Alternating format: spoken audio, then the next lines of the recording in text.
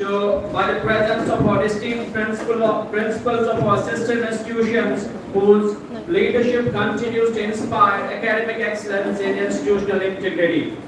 I extend my heartfelt welcome to Dr. Satinder Kaur, the esteemed principal of Khalsa College for Women, Dr.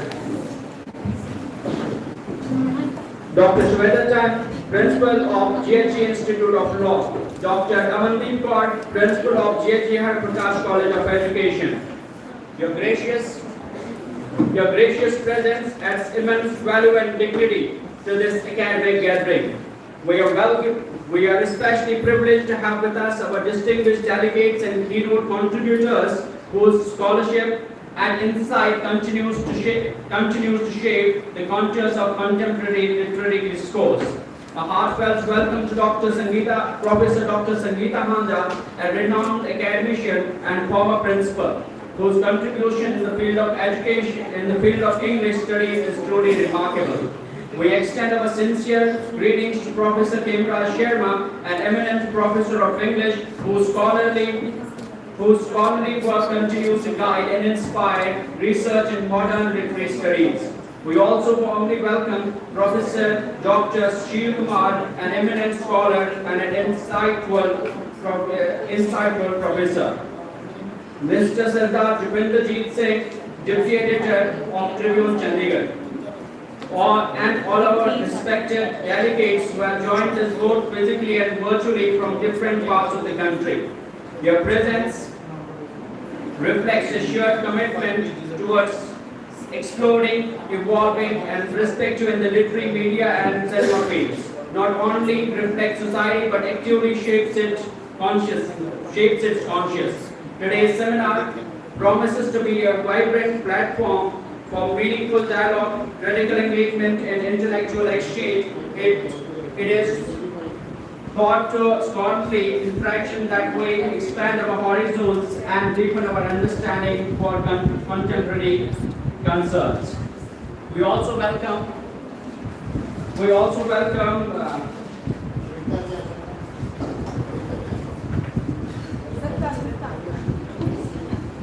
our sincere regards to Sardar Pritam Singh Johar sir for his dedicated efforts and commitment and appreciation for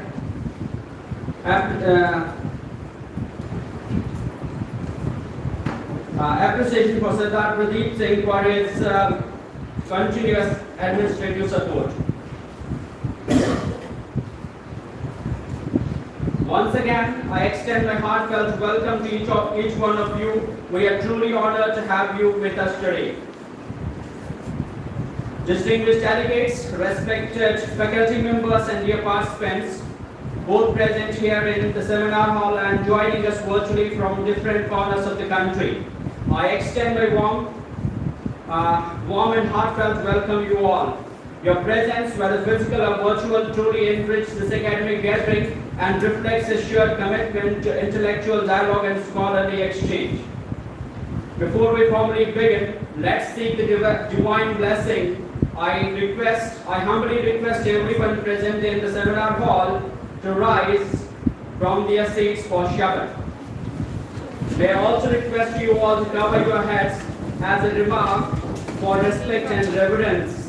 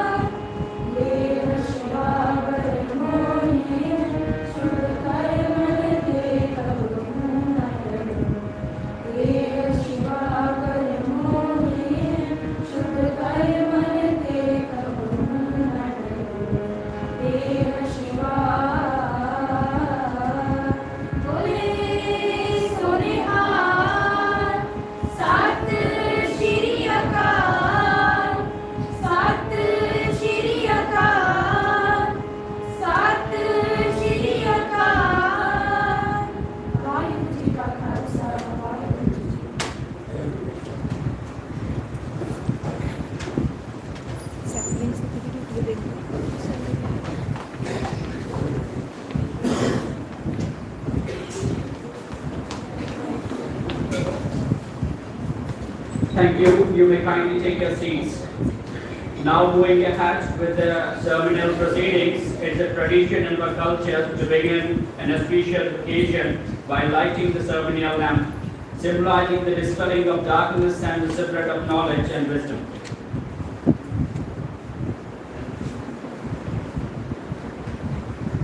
May I now respectfully invite all our dignitaries to kindly come forward for the lamp lighting ceremony.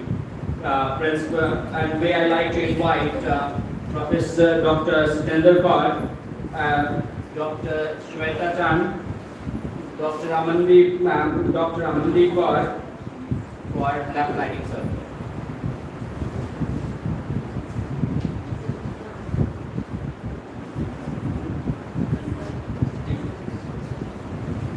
Now we'll begin with the lamp lighting ceremony. I request Dr. Sitendra Kaur to kindly escort so that we can enjoy our the first member, Dr. Sanika Mandare, inaugural speaker, and Professor Sushil Kumar, our resource person, Dr. Amandeep Kaur, Principal Education College, Dr. Shweta Tan, Principal Law College, and Mrs. Sandeep, Principal CBSE School, and Mrs. Baljeet Kaur, Principal Sikh Girls School, to please accompany our guests for lamp lighting.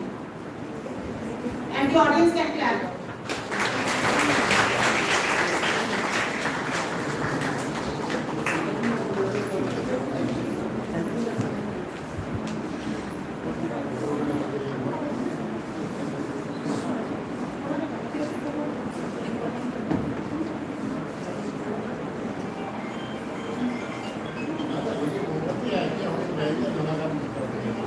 Biri.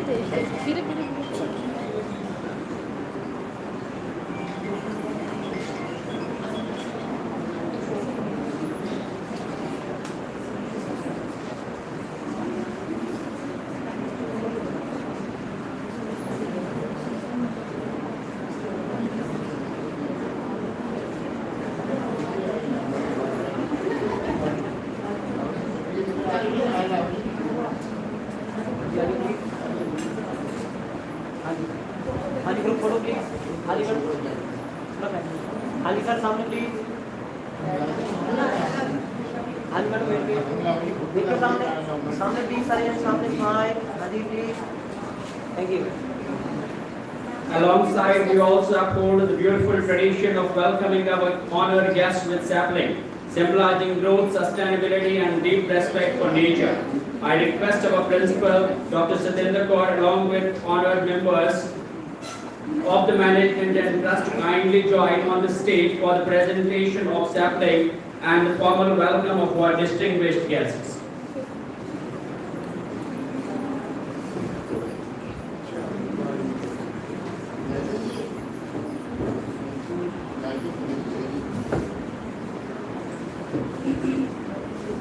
I request our respected principal, Dr. Sitendra Kaur, along with the honorable members of the management and trust to kindly join on the stage for the presentation of sapling for our formally welcoming our distinguished guests.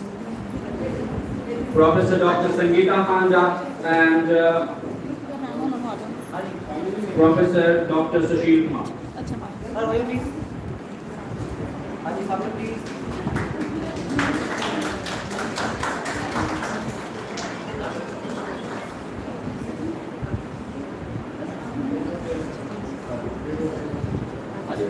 हाली madam आ जाओ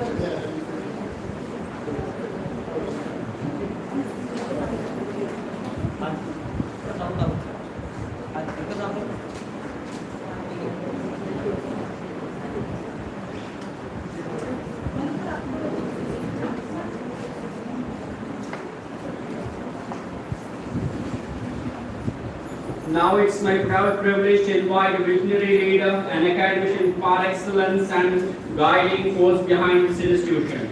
May I respectfully invite Dr. Sitendra Kaur, Principal of Khalsa College for Women, to deliver the welcome address. Ma'am, kindly join me here on the stage.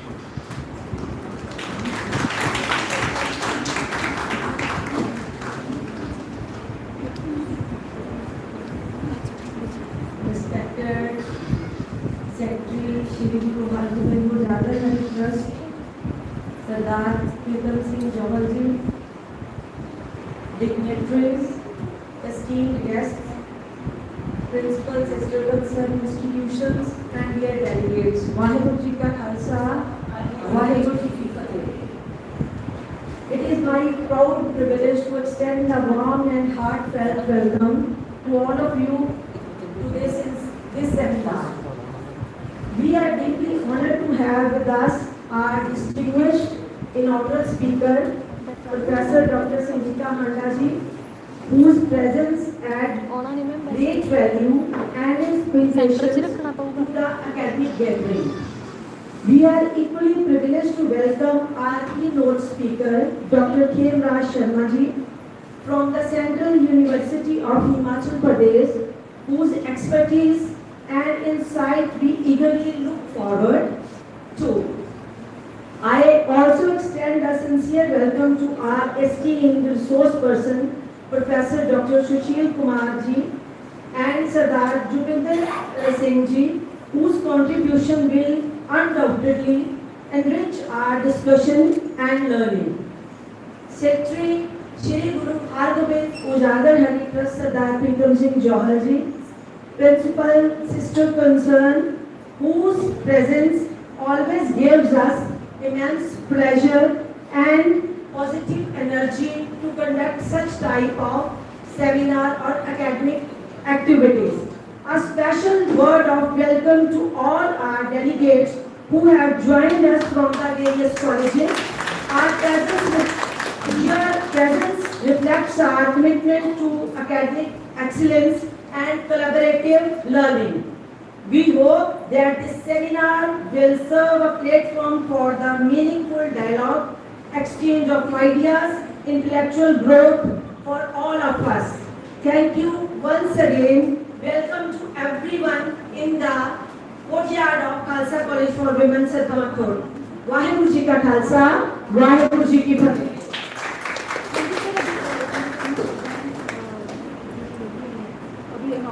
Thank you, ma'am, for your inspiring and thoughtful words. It's a matter of great honor to welcome Professor Dr. Sangeeta Handa, a distinguished academician and former principal of Government Mahindra College, Patiala. She served as a professor of English in the postgraduate department of English in the same institution and retired as a principal in 2019. After rendering this illustrious service for 36 years in Punjab Education Department, currently she is associated with RINT University, Mandi, Govinda.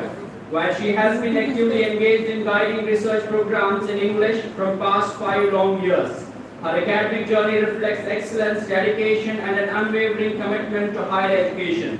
Dr. Handa was honored with the International Education Award in Texas, United States of America in 2000. As a part of group study exchange program in Rotary International, in 2019, she received State Education Award from Honorable Chief Minister for her exemplary service as principal.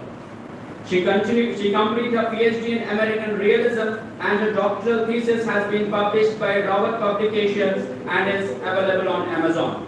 A dedicated mentor and researcher, she has supervised 11 MPhil degrees, 11 MPhil scholars, and guided 15 PhD scholars, with several more currently pursuing research under her supervision. She has presented papers at more than 50 national and international conferences, and her research articles have been widely published in reputed journals and edited volumes. Dr. Handa has served as a member of Syndicate Senate and Academic Council of Punjab University, Patiala, as a research assistant in the Indian Institute of Advanced Studies, Shimla. She continues to contribute articles to Hindustan Times and is currently working on the book and later writings of Nobel laureates. Her remarkable journey, a scholarly depth, makes her inspiration for all of us. Now we may move forward with the inaugural segment of today's seminar. It is the honor to invite a distinguished scholar whose academic contribution and intellectual depth has enriched the fields of English studies. May I respectfully invite Professor Dr. Sangeeta Handa to deliver inaugural address. Ma'am, we eagerly look forward for your enriching and enlightening words.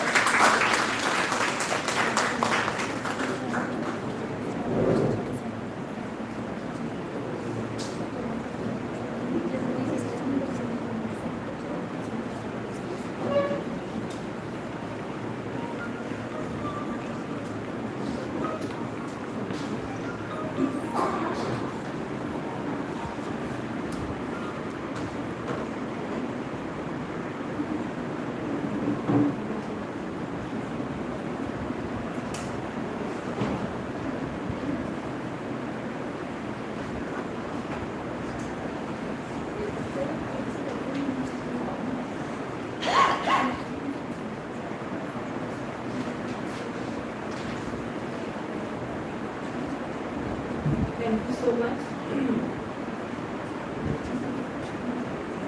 I really feel honored to have been a part of this wonderful occasion today. The seminar, English seminar organized by Khalsa College for Women, Sibbalpur, and I'm thankful to Principal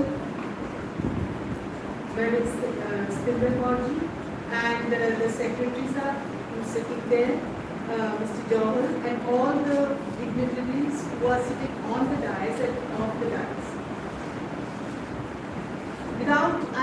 In fact, I had to cut short my inaugural address.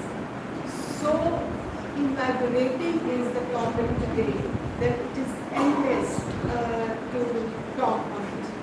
But seeing the time constraint, I will wind it up in time. I think I'm given 20 minutes. So there couldn't have been a better title of the seminar than New Concerns in Literature, Media and Cinema.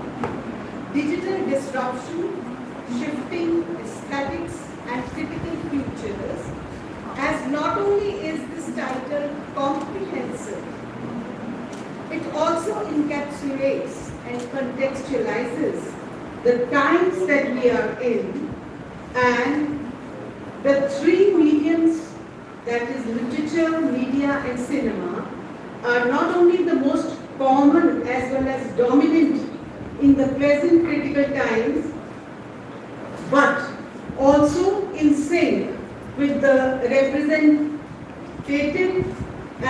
in sync with and representative of the social, political as well as global environment of the world today. I might switch on to the indigenous अपनी language which we मैं कभी address जरूर करूँगी. Seeing the audience that the message, the crux of the topic today should reach out to everyone. So the contemporary media landscape is increasingly defined by pervasive sense of ontological crisis, where established categories of authorship, spectatorship, and materiality have been fundamentally destabilized. The topic of the seminar propels me to critically examine three intersecting concerns. That is, the disruptive logics of digital distribution, the emergence of post-cinematic and post-literary aesthetics, and the contested futures of these art forms. So students, those who are from other streams, let me tell you, digital disruption is सारियां ਜਿਹੜੀਆਂ ਗੱਲਾਂ ਹੈ ਇਹ ਇੱਕ jargon ਦਾ ਹਿੱਸਾ ਵੀ ਹੈ, and there's a lot of debate that is coming up that digitally we are being सारा सब कुछ हो गया है, की डेवलपमेंट अच्छी है या नहीं है, की ਇਹਦਾ आर्ट फॉर्म ਤੇ असर हो रहा है, की सिनेमा से इसका असर हो रहा है. So हर एक चीज ਦੇ नेगेटिव्स भी है पॉजिटिव्स भी है। सो मैं अपने परसेप्शंस तो कुछ तो मैं जो लोग कह रहे हैं, जो क्रिटिकल ओपिनियन बन रही है, I will be talking about that. कुछ मैं अपने पर्सनल व्यूज दसांगे कि what it all is, and how we go about it. Drawing on recent scholarship in post-cinema. Now, there's a term called post-cinema these days. Media theory and digital humanities. ये बढ़िया theories आ गई हैं. It can be argued that instead of witnessing the death of traditional media, we are experiencing a profound remediation, a process where old and new media mutually reshape one another under the pressures of algorithmic governance, neoliberal acceleration and datafication. मेरे speech के ਵਿੱਚ algorithm बहुत बढ़िया आएगा, फटाफट Google ਤੇ देख लो, क्योंकि ये एल्गोरिदम ही है। एल्गोरिथमिक ਜਿਹੜਾ बन गया है, इस चो से बच नहीं सकते, और ये ਜਿਹੜਾ कॉर्पोरेट वर्ल्ड बन रहा है, उसका भी कुछ असर इन सारी चीज़ों पे हो रहा है। इट इज़ और मैं मेरी जी आज की इनॉग्रल एड्रेस है, it will tell you this that new concerns हमेशा ही उभरते हैं, वो इन सिंक विद टाइम्स होते हैं। I will show you with a little bit of briefly equate you with how history of English literature कितना change होती है। सब कुछ जो है वो टाइम्स के नाल कनेक्टेड है। सो वो बुरा है या चंगा है, वो बारे असी कभी कोई स्टेटमेंट्स नहीं दे सकते, बट टाइम्स यही है और वो न्यू कंसर्न्स कैप्चर हो रहे हैं। Alright, my address is divided into 3 parts. In the first part, I am going to discuss literature and its new concerns, its shifting aesthetics and critical future. It is a commonplace knowledge that literature that is produced or written world over is always in sync with the times. हमेशा यही रहा है. So सारे times की थोड़े दे उनमें माड़ा word नहीं कहूँगी. What should I say माड़े?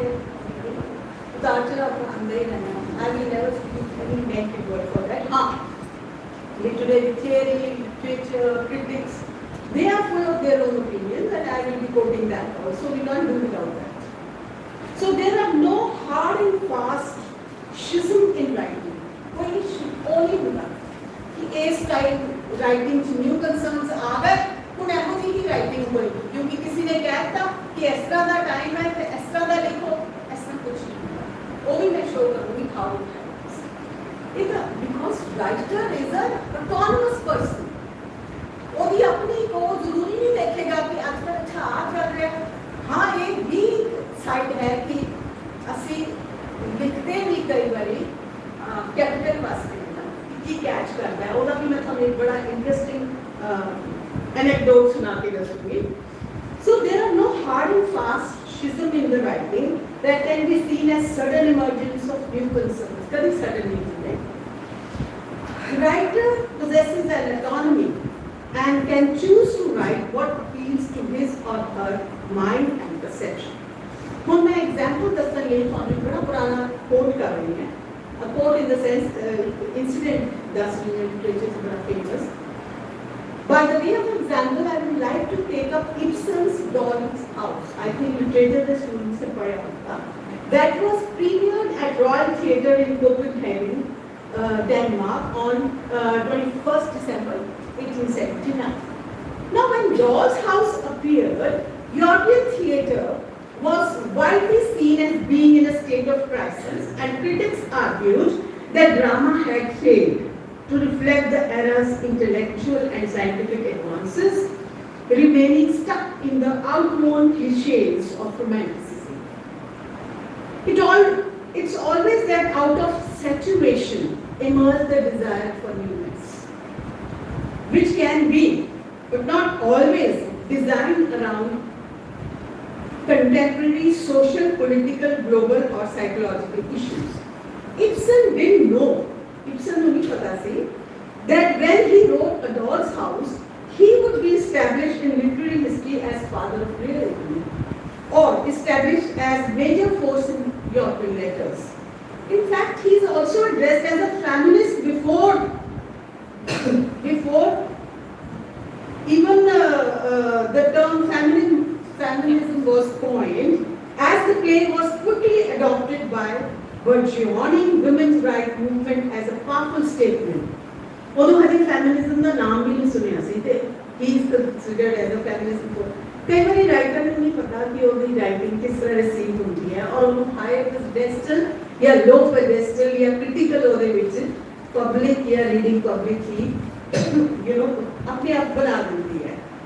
As we all know, the play provoked a storm of outraged controversy. पर पता है, कार्ल मार्क्स की डॉटर सी, if I'm not mistaken, जिन्हों ने जब एक प्ले स्टेज होना सी लंदन दे विच, वो मना करता गया कि ये नहीं बढ़ेगा. क्यों? क्योंकि वो दी जड़ी प्राइम हीरोइन सी Nora's decision to leave her husband and children walking out of marriage over a trivial issue of assertion of her subjectivity.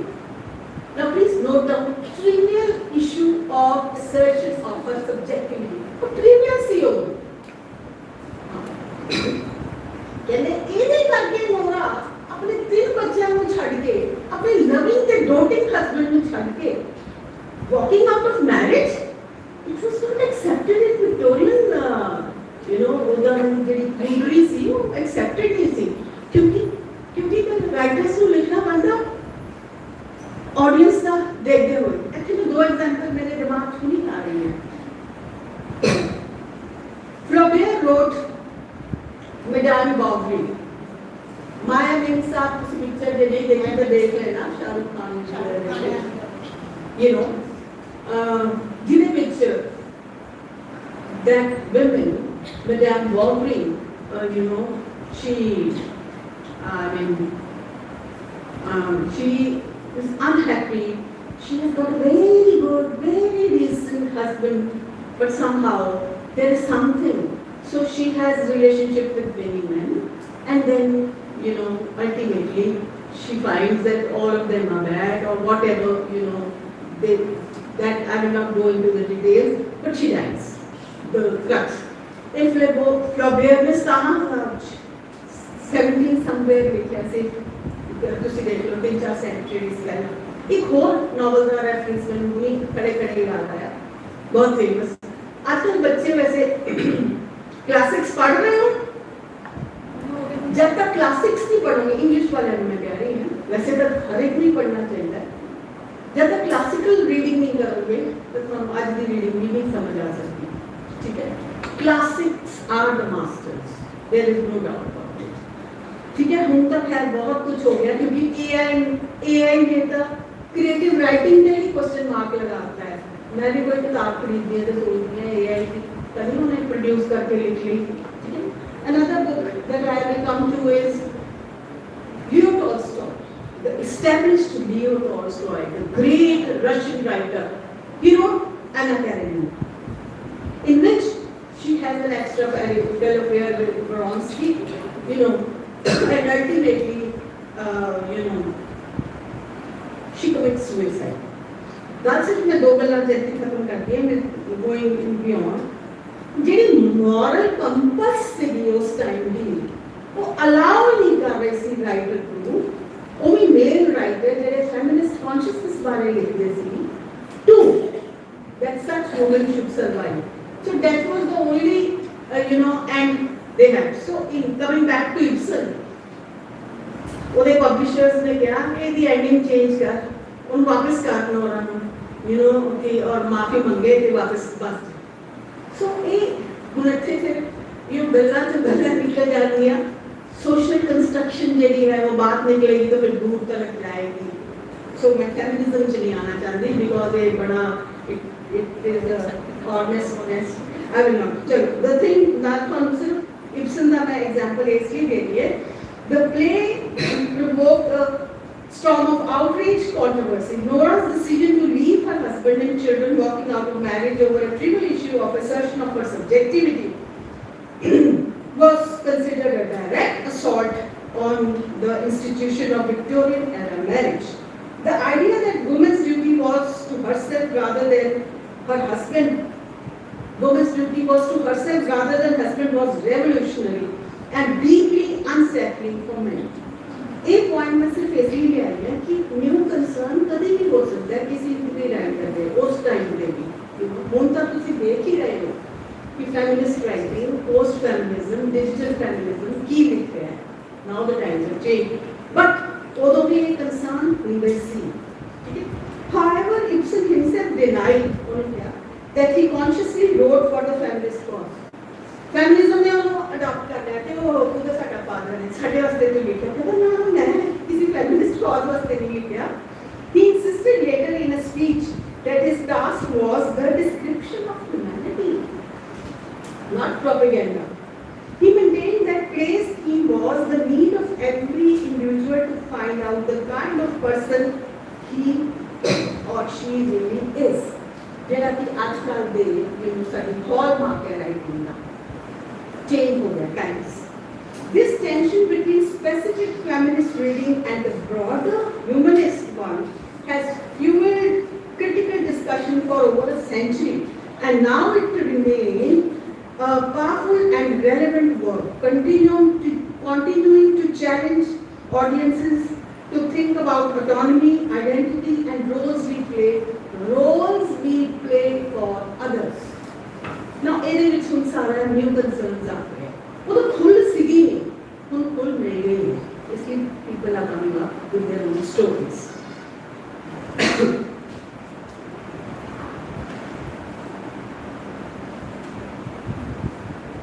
Coming to the new concerns in contemporary literature, one has to keep in mind the broader framework of history of literature, which kept changing its contours after the World War I and World War II. ਜਿਹੜੇ ਪੜ੍ਹਦੇ ਹੈ ਜਾਂ ਪੜ੍ਹਾਉਂਦੇ ਆ ਉਹਨਾਂ ਨੂੰ ਪਤਾ ਹੀ ਹੈ how modernist writing emerged out of that depression of World War I and II, and how it gradually navigated towards postmodern trend in writing, and how it is post-humanist now. So, I'll touch upon how Soviet is in sync with the times. Contemporary literature has undergone a fundamental paradigm shift, where the 20th century, थोड़े देर में 4 लाइनों से पिछली century और इस century के कुछ concerns का comparison करांगी, where the 20th century wrestled with grand narratives. Grand narratives केड़े सी imperialism, fascism, communism, existentialism, postmodern fragmentation. Literature today is defined by intimate infrastructures, the quiet, pervasive systems that govern life without declaring themselves as tyrannical. The shift is not merely thematic, but epistemological, from asking what is truth to asking how is truth manufactured algorithmically, sorted and rendered inaccessible. To put in very broad terms, if the dimension of literature of the 20th century encompassed totalitarian state, nuclear annihilation and existential void, a sign post-war they had. और उन्हीं examples मैं थे examples लिख के छड़ता, तुसी आप लगो postmodern दे उस टाइम पे केड़े writers आए, Parr and the Glory, Green is talking about this, so many other, T.S. Eliot is talking about wasteland, मोटे में थोड़ा दो दस नहीं है, there were many. So the literature of 20th century focus on algorithmic governance, surveillance capitalism. Surveillance तो मैं किते फूको च digress ना हो जाए, इसलिए मैं उन्हीं deeply जाऊँगी नहीं. And सब तो बड़ा imminent, important is climate collapse. So a new concerns तो बात ही कर सकते हैं. एक intellectual का role Noam Chomsky का कैसे है role of the intellectual. Intellectual बेचारा दस ही सकता है. ਕੰਸਰਨਸ ਨੂੰ ਉਹ ਇੱਕ ਨੈਰੇਟਿਵਸ ਦੇ ਵਿੱਚ ਬਿਲਡ ਕਰਕੇ ਕਿ ਆ ਹੋ ਰਿਹਾ ਹੈ, the way Amitav Ghosh is doing, the way Margaret Atwood has been doing. Read her book, The Year of the Flood, ਜਿਹਦੇ ਚੋਂ 2150 ਦਾ ਆਉਣ ਵਾਲਾ ਸਮਾਂ imagine that dystopian works. So in 21st century they concerns है. If the protagonist of the 20th century literature was a resistant individual, resist करता सी, Whiskey Priest, what did he do in Power and the Glory? Resist करता रहा because वो अपने vocational बहुत attached C. Kept on running ultimately, ਜਦੋਂ कि वो religion wipe out करने का agenda हो गया सी. This is 20th century. The 21st century is compliant subject. Yes, okay, accepted compliant subject है. Dunda protagonist. एक example Ishiguro's The Clones है और Lalami's Detainees है. They two novelists. मैं details में जाऊँगी, बहुत लंबा चला जाएगा. The power location of 20th century literature was the party, the state, the institution. So ਇਹਦੇ ਵਿੱਚ फिर एग्जाम्पल मेरे दिमाग पर आ रही लोरी की आती है और एक दो मोर वर्ड्स भी है. The power location of 21st century is algorithm, the data double, the terms of service. Okay, even the form of resistance that used to be revolution or rebellion has changed into, please note this, archival consciousness. Archiving, archival consciousness, withdrawal, small acts of care. So if we talk about the temporality which used to be future oriented or dystopian warning in 20th century, ऐसा होएगा. 21st century literature has changed into present oriented because already the dystopia is there. एक बहुत अच्छी किताब है. Oh my God, I have forgotten to note down the name. I have read it. Read it. हाँ, Paul Lynch. Paul Lynch की book का नाम sir वैसे सूची याद है, हम भूल गया है. बड़ी अच्छी किताब है. Irish writer Paul Lynch. He's got a Nobel Prize in 2023. The dystopian thing he has written. Okay. So already 21st century ये नहीं कहता कि आएगा डिस्टोपिया आ जाना तो ज़्यादा सालों का. वो का dystopian times जैसी हो रहा है. Now look at the war that's happening. Look at the uncertainty. Look at the immigrants they are facing. ਜਿਹੜੇ ਉੱਥੇ ਗਏ ਹੋਏ हैं. Look at the diaspora. What are जिन्नियां deaths in a wars ਵਿੱਚ ਹੋਈਆਂ हैं कि ਇਸ ਤੋਂ literature ही निकलेगा. ਅਸੀਂ दूर बैठे टीवी पे इतना वॉच कर रहे हैं लाइक स्पेक्टेटर सब कुछ पता लग रहा है. वो उस की हो रहा है, ईरान की हो रहा है, इराक की हो रहा है, या जेडे what is the name of that straight hormones वगैरह.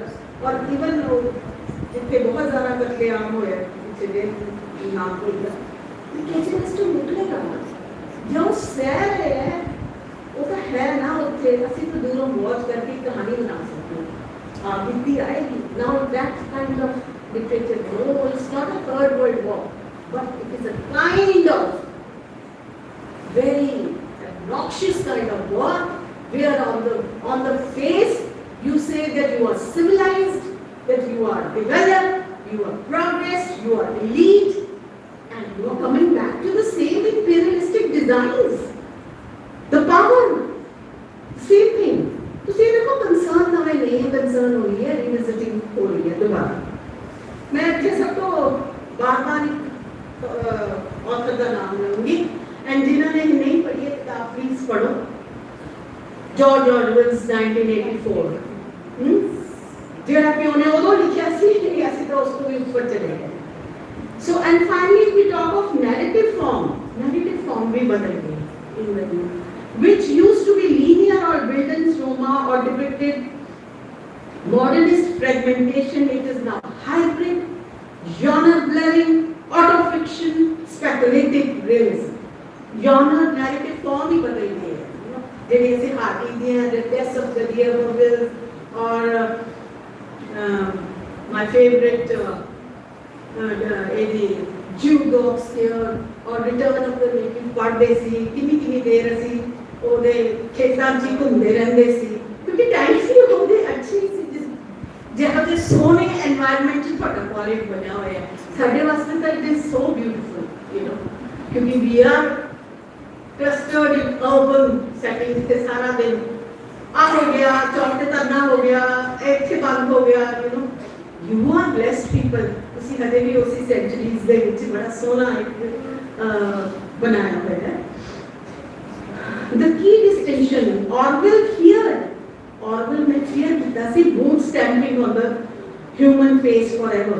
Contemporary literature fears the algorithm that knows your face better than you do and has already decided your future before you wake. The most urgent concern in the contemporary literature is the replacement of the person by statistical surrogate.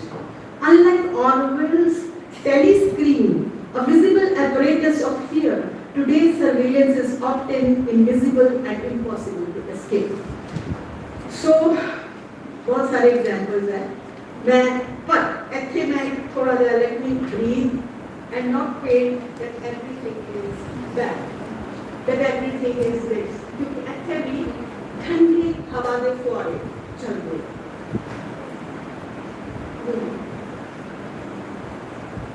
दो चार books के बारे में बात करूँगी, जिन्होंने book पर भी मिला, Talk of Tomb of Sand.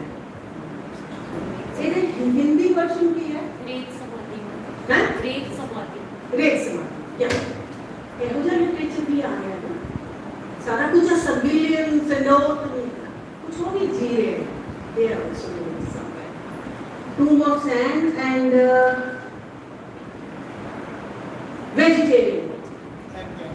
Vegetarian, one of the very good book that has been awarded, and Prophet Song by Paul Lynch. एक थोड़े देर sad है, where Irish writer has thought of a totalitarian state. So एक कुछ concerns है भी है, जिधर मैं थोड़ी सी ट्रेड द्वारा little bit of feminist writing भी करूँगी, क्योंकि काफी emerge हो रही है। एक गल मैं और दसना चाहूँगी कि न्यू कंसर्न्स होए क्यों, कितना एकदम लिटरेचर उस हेजेमनी ऑफ द ब्रिटिश तो निकल के हो गया, ਉਹਦਾ ਤੁਹਾਨੂੰ ਕਾਰਨ ਪਤਾ ਹੀ ਹੈ। The new concerns literature will start with post-colonial writing, or to put it in other words, with the end of colonialism, the indigenous writings and that which remained marginalized for so long due to hegemonic hold of colonials, not only imperialistically but also culturally, got visibly through one of the very, very important medium of the day, that is translation. And here is a great translator sitting today, he is the resource person, Professor Sushil. He is doing such a wonderful work in translating translation. Okay, so एक छोटी सी किताब बोलता मैं new concern, क्योंकि मैं तो दस and में नहीं रहता। So contemporary literature is defined by revisionist projects that center voices excluded from 20th century canon. This is not merely representation, but structural critique, retelling the canonical story from the periphery to expose the center's blindness. Oh, the बहुत अच्छी किताब you must read. I'll take up Sandra Newman's Julia, which has come in 2023 as a key text. Okay, this novel reclaims George Orwell's 1984 from the perspective of the female love interest. Academic criticism has applied gynocriticism and feminist post-humanism to argue that gynocriticism and feminist post-humanism that Newman, the writer, reveals the specific feminine subjections of totalitarianism that Orwell ignored. So मुझे खोल रहा है, बड़ी interesting, क्योंकि Sandra Newman is an English or British or American, I don't know, writer. So उन्हें क्या कि 1984 के विच सीधा का सारा उधो कैनन भी काफी patriarchal, women उधर काफी ignore किया गया है. If we talk about the new concerns, in the feminist literature, then it would be justified to say that if 20th century feminist giants and theorists like Virginia Woolf, Simone de Beauvoir, or even Kate Millett or Germaine Greer just demanded entry into the canon, the fifth wave feminists or post-feminists are rewriting the canon itself. वो time आ गया, इसीलिए one of the scholars is there to talk about it, insisting that margins are not supplementary but central to understanding. You know, digital media, digital post-feminism, they are telling their stories. So contemporary literature has already moved beyond meta-fictional play and postmodernism's reflexive games that Roland Barthes or Pynchon played, because such reflexive games feel luxurious in the era of actual simulation and deepfakes, when reality is already algorithmic, formal experimentation no longer shocks. My final word to it is, absurd is no longer a philosophical position that Camus took, you know, but a material condition that is there. Okay, so now I come to new concerns in cinema. कितना time किया गया है? ज़्यादा तो नहीं किया, क्योंकि cinema हम सब इंटरेस्टिंगली सुन गए, I am sure. Visual medium भी बहुत पावरफुल हो गया है. सारे लिटरेचर पे इंटेलेक्चुअली भी इंक्लाइंड नहीं, लिटरली इंक्लाइंड नहीं होंगे. So now let me come to the new concerns in cinema. It's a very exhaustive topic and needs one separate seminar for a deeper understanding. I'm not going into theoretical base of cinema, which is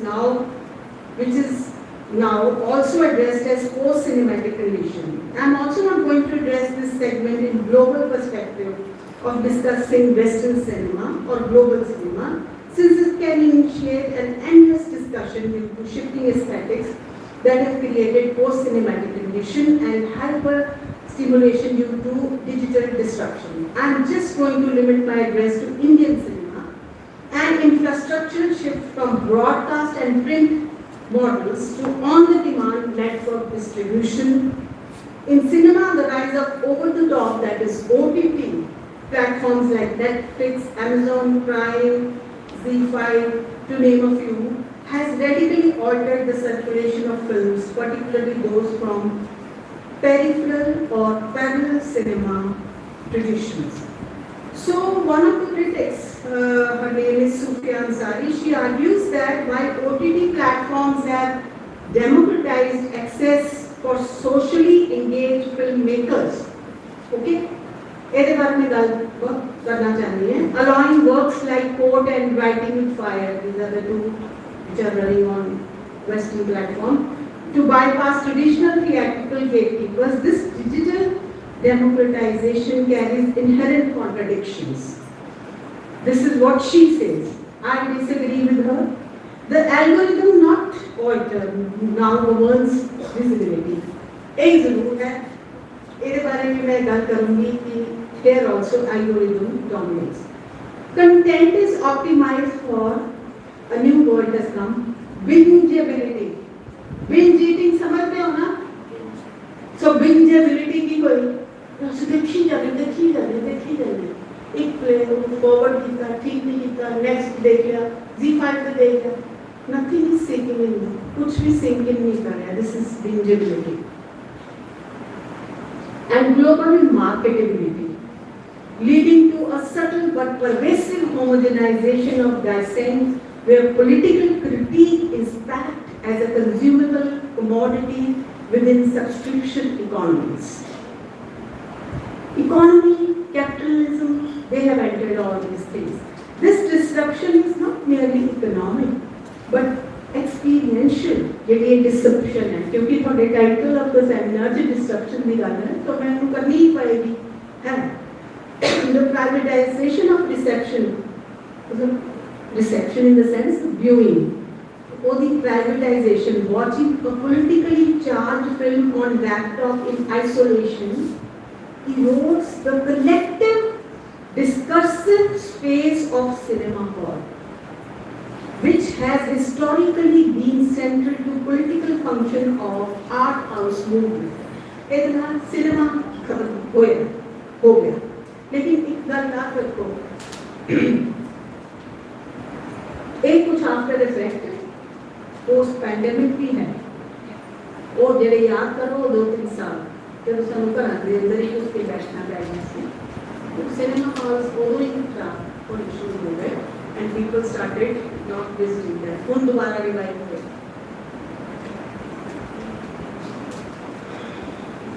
Instead of getting entrenched into the philosophical, theoretical, technical aspect of shifting aesthetics of cinema, keeping the time constraint as well as the audience in mind, I would like to focus on new concerns in cinema as well as OTT platform.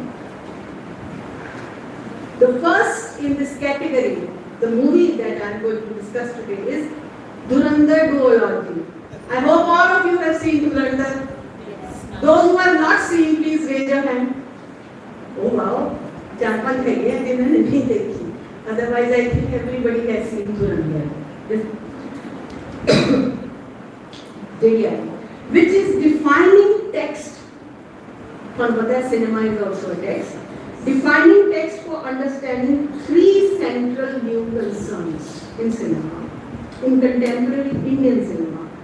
The rise of spectacle-driven pan-Indian blockbusters, the intensification of post-cinematic violence, and the increasing fusion of commercial cinema with overt political propaganda.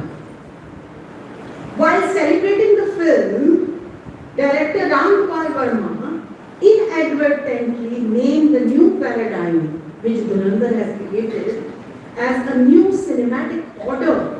मतलब ऐसा कहना new cinematic order ही हो गया and the ruthless extinction of everything that ever existed in the previous world of cinema. Now, another very interesting view of Dhurandhar is that it is cited as the culmination of a trend which began with movies like Bahubali and also Animal, where the hero is no longer someone you identify with, but someone you idolize. The middle class hero has not vanished, but has been pushed out of the mainstream theatrical space into OTT platforms. But then maybe पूरी बात सच नहीं हुई, क्योंकि पिछले एक movie आई है, मैंने उसका नाम नहीं याद, जिसमें अमृतसर की लड़की लीड हीरोइन है, रोमांटिक मूवी, उन्हें भी काफी Saiyaara, yes Saiyaara. So overview में चल रही है ऐसी गल नहीं कि सारे वायलेंस ही देख के खुश हो रहे हैं. So Hamza, the character in this Ranveer Singh embodies this new archetype. He is not flawed every man, but a superhuman force of nature compared to mythological and epic heroes like Karan, Arjun, Achilles, so on and so forth. I think before I forget, I've forgotten to talk about the resurgence of mythological revisiting as a new concern in writing. बहुत आ रही है ऐसी mythology को reinterpret कर रहे हैं in literature also and in cinema also. और उसका reason शायद ये भी है कि है ना fearsome हो गया कि we are coming back to the mythologies, goodness, greatness, spirituality, absurd spiritualities are being naal हो रहे हैं. Before I forget, the aesthetic of Dhurandhar reflects. So it is called event cinema, which Dhurandhar is, demands massive budgets and producers gravitate towards safer, formulaic spectacles. The aesthetic of Dhurandhar reflects hyperstimulation designed to overwhelm rather than simply narrate. The film's violence is not merely graphic, but theological. It functions as a sacred duty and the instrument for restoring cosmic dharma. The director Aditya Dhar frames the protagonist's journey as a march towards the seat of organized evil. A word का पहला नहीं सुनी. transforming personal revenge into a war for moral order. War for moral order. But ਜਦੋਂ ਅਸੀਂ war of moral order ਦੀ ਗੱਲ ਕਰਦੇ ਹਾਂ, ਕੀ ਤੁਹਾਡੇ ਦਿਮਾਗ 'ਚ ਕੁਝ ਆ ਰਿਹਾ? War for moral order ਤਾਂ ਵੀ ਪੁਰਾਣੀ ਹੈ। Can anyone tell me? Yes, Mahabharata. Mahabharata. ਉਹ ਕੀ ਸੀ? ਇੰਨੀ war and not as moral order, so to say.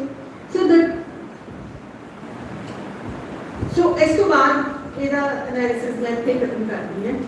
ਤੁਸੀਂ ਵੀ ਕੁਝ ਆਪਣੇ ਤਰਫ ਤੋਂ ਸੋਚੋ। ਦੋ ਬਸ ਛੋਟੇ ਜਿਹੇ serials on OTT platform which are close to me is जब खुली किताब.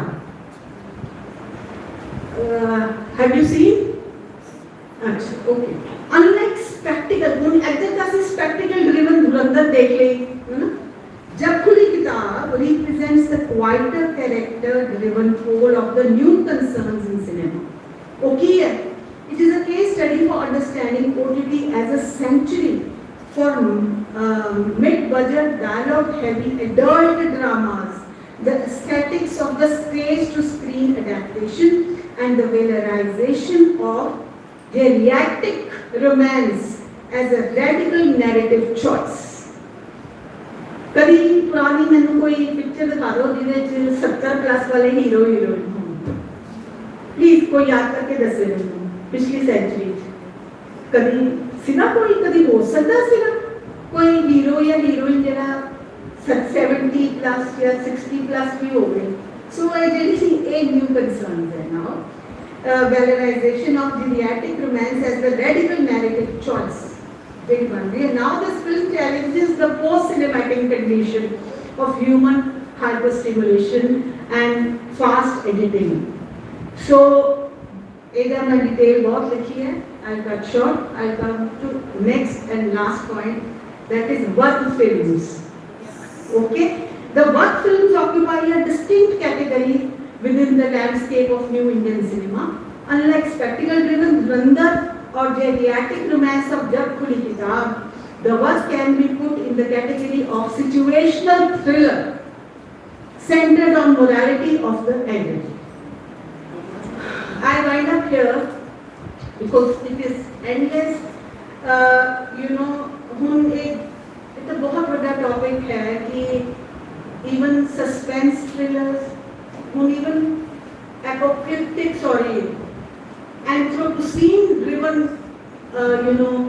climate change driven भी आए हैं. मेरे को इसका नाम याद नहीं है. OTT थे. So OTT को ਅਸੀਂ नकार भी नहीं सकते.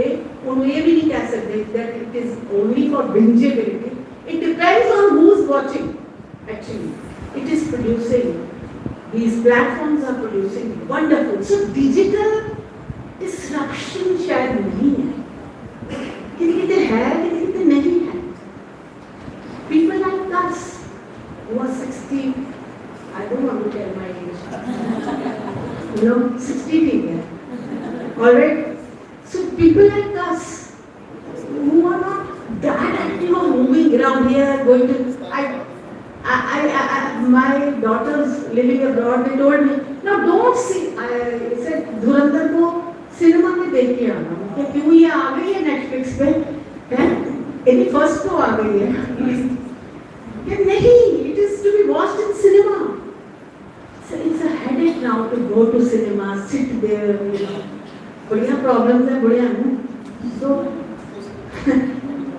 बहुत अच्छा भी है. A digital disruption somewhere is good also, because somewhere कितने जैसे कहोगे कि the way the news, created news जड़ी आ रही है, झूठी news आ रही है, वो disruption create कर रही है. पर कितने healing भी है वहाँ.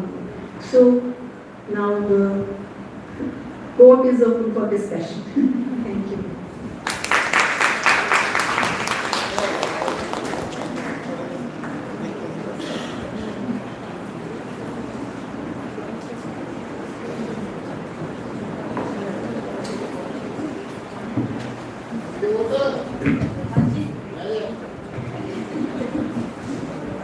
Thank you, ma'am, for your insightful and aspiring address. It reminds me that Literature is not about tales of Geoffrey Chaucer, dramas of William Shakespeare, poetry of William Wordsworth, and novels of Virginia Woolf.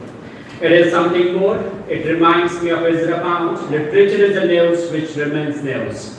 By looking at Professor Dr. Sangeeta Handa, it reminds me of Allama Iqbal that पलटना झपटना झपट के पलटना लहू गर्म रखने का है एक बहाना, परिंदों की दुनिया का दरवेश है तो शाही बनाता नहीं आशियाना. May I respectfully invite Sardar Pritam Singh Johal Ji, Secretary of Sri Guru Har Gobind Hari Trust, to address this gathering with aspiring ideas to enlighten. Waheguru ji ਕਾ ਖਾਲਸਾ ਸ੍ਰੀ ਵਾਹਿਗੁਰੂ ਜੀ ਕੀ ਫਤਿਹ। ਮੈਡਮ ਜੀ ਪਤਾ ਕਿੱਥੋਂ ਆਏ ਨੇ? ਮਿੰਦਰਾ ਕਾਲਜ। ਇਹਨਾਂ ਦੇ ਸਟੂਡੈਂਟ ਪੀਐਚਡੀ ਕਰ ਗਏ ਮੋਦੀ ਕਾਲਜ ਵਾਲੇ ਵੀ ਇੱਥੇ ਬੈਠੇ ਨੇ। ਮੈਂ ਪੜ੍ਹਿਆ ਲਿਖਿਆ ਵਿੱਚ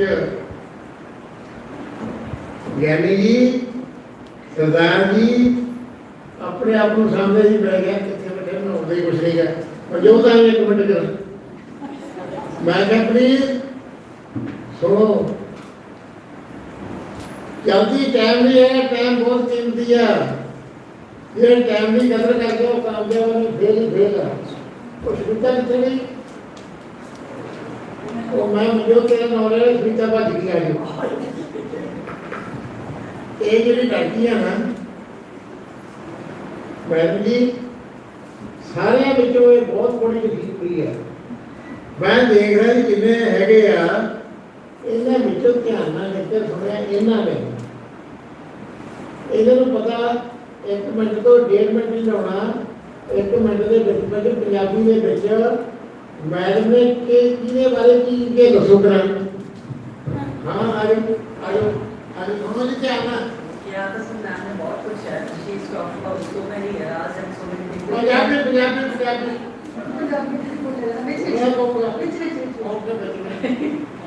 मैम ने काफी कुछ अपन दसिया है कि how the eras have changed and how the writers have changed their writings according to the eras, and which has also affected the society.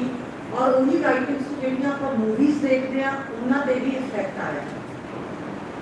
And she's discussed even Dhurandhar, and she's talked about some literature that I had studied long ago. I am a literature student in my graduation. So some of the books that you refer to, I had studied at Durban, but I felt like studying them again. Because now being a student of history, I have forgotten about that. But ma'am ने जो भी दसिया, it's really good कि बस सारे बच्चों को ही सोचना चाहिए कि look where our intellect is going towards. Instead of reading literature, we are going to all nonsensical things which don't matter, which makes you more aggressive and character change हो जाता है।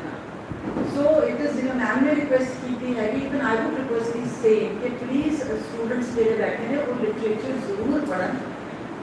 Their character will change, their personality will change with it। ठीक है ना बच्चों? ਭਾਵੇਂ ਤੁਸੀਂ Punjabi literature ਪੜ੍ਹੋ, ਭਾਵੇਂ ਹਿੰਦੀ ਪੜ੍ਹੋ, ਭਾਵੇਂ ਇੰਗਲਿਸ਼ ਪੜ੍ਹੋ, ਬਟ ਪਲੀਜ਼ ਸਟੱਡੀ ਲਿਟਰੇਚਰ। ਉਹਦੇ ਤੋਂ ਤੁਹਾਨੂੰ ਸਭ ਕੁਝ ਕਲੀਅਰਲੀ ਨਜ਼ਰ ਆਏਗਾ, not only what is happening in the society, but everything you can make it out. क्योंकि every era has been under same changes. ठीक है? ਇਹਨਾਂ ਨੂੰ ਮੈਂ ਤਾਂ ਲਿਆਂਦਾ ਸੀਗਾ ਜਦੋਂ ਮੈਡਮ ਨੇ ਲੈ ਕੇ ਸੁਣਿਆ मेरे पल्ले कुछ नहीं सी गया। पर जो मैडम ने सूझ पर इन्होंने ना अवार्ड दिते, इन्नियां मेहनत कीतियां, रातां गालियां। इन्हां दे पिताजी पीसीएस अफसर सी, हुंदे जी आईएएस हुंदे नहीं सीगे। इन्हां दे मां दे घूंगड़े विचों सिक्खिया। पुराने समय च हाथ मार के हुण दा समां देखो कि जो चेंजेस आईया, चाहे लिटरेचर, चाहे सिनेमा, चाहे डिजिटलाइजेशन, ये आप सुखी हुए हैं, औखे हुए हैं?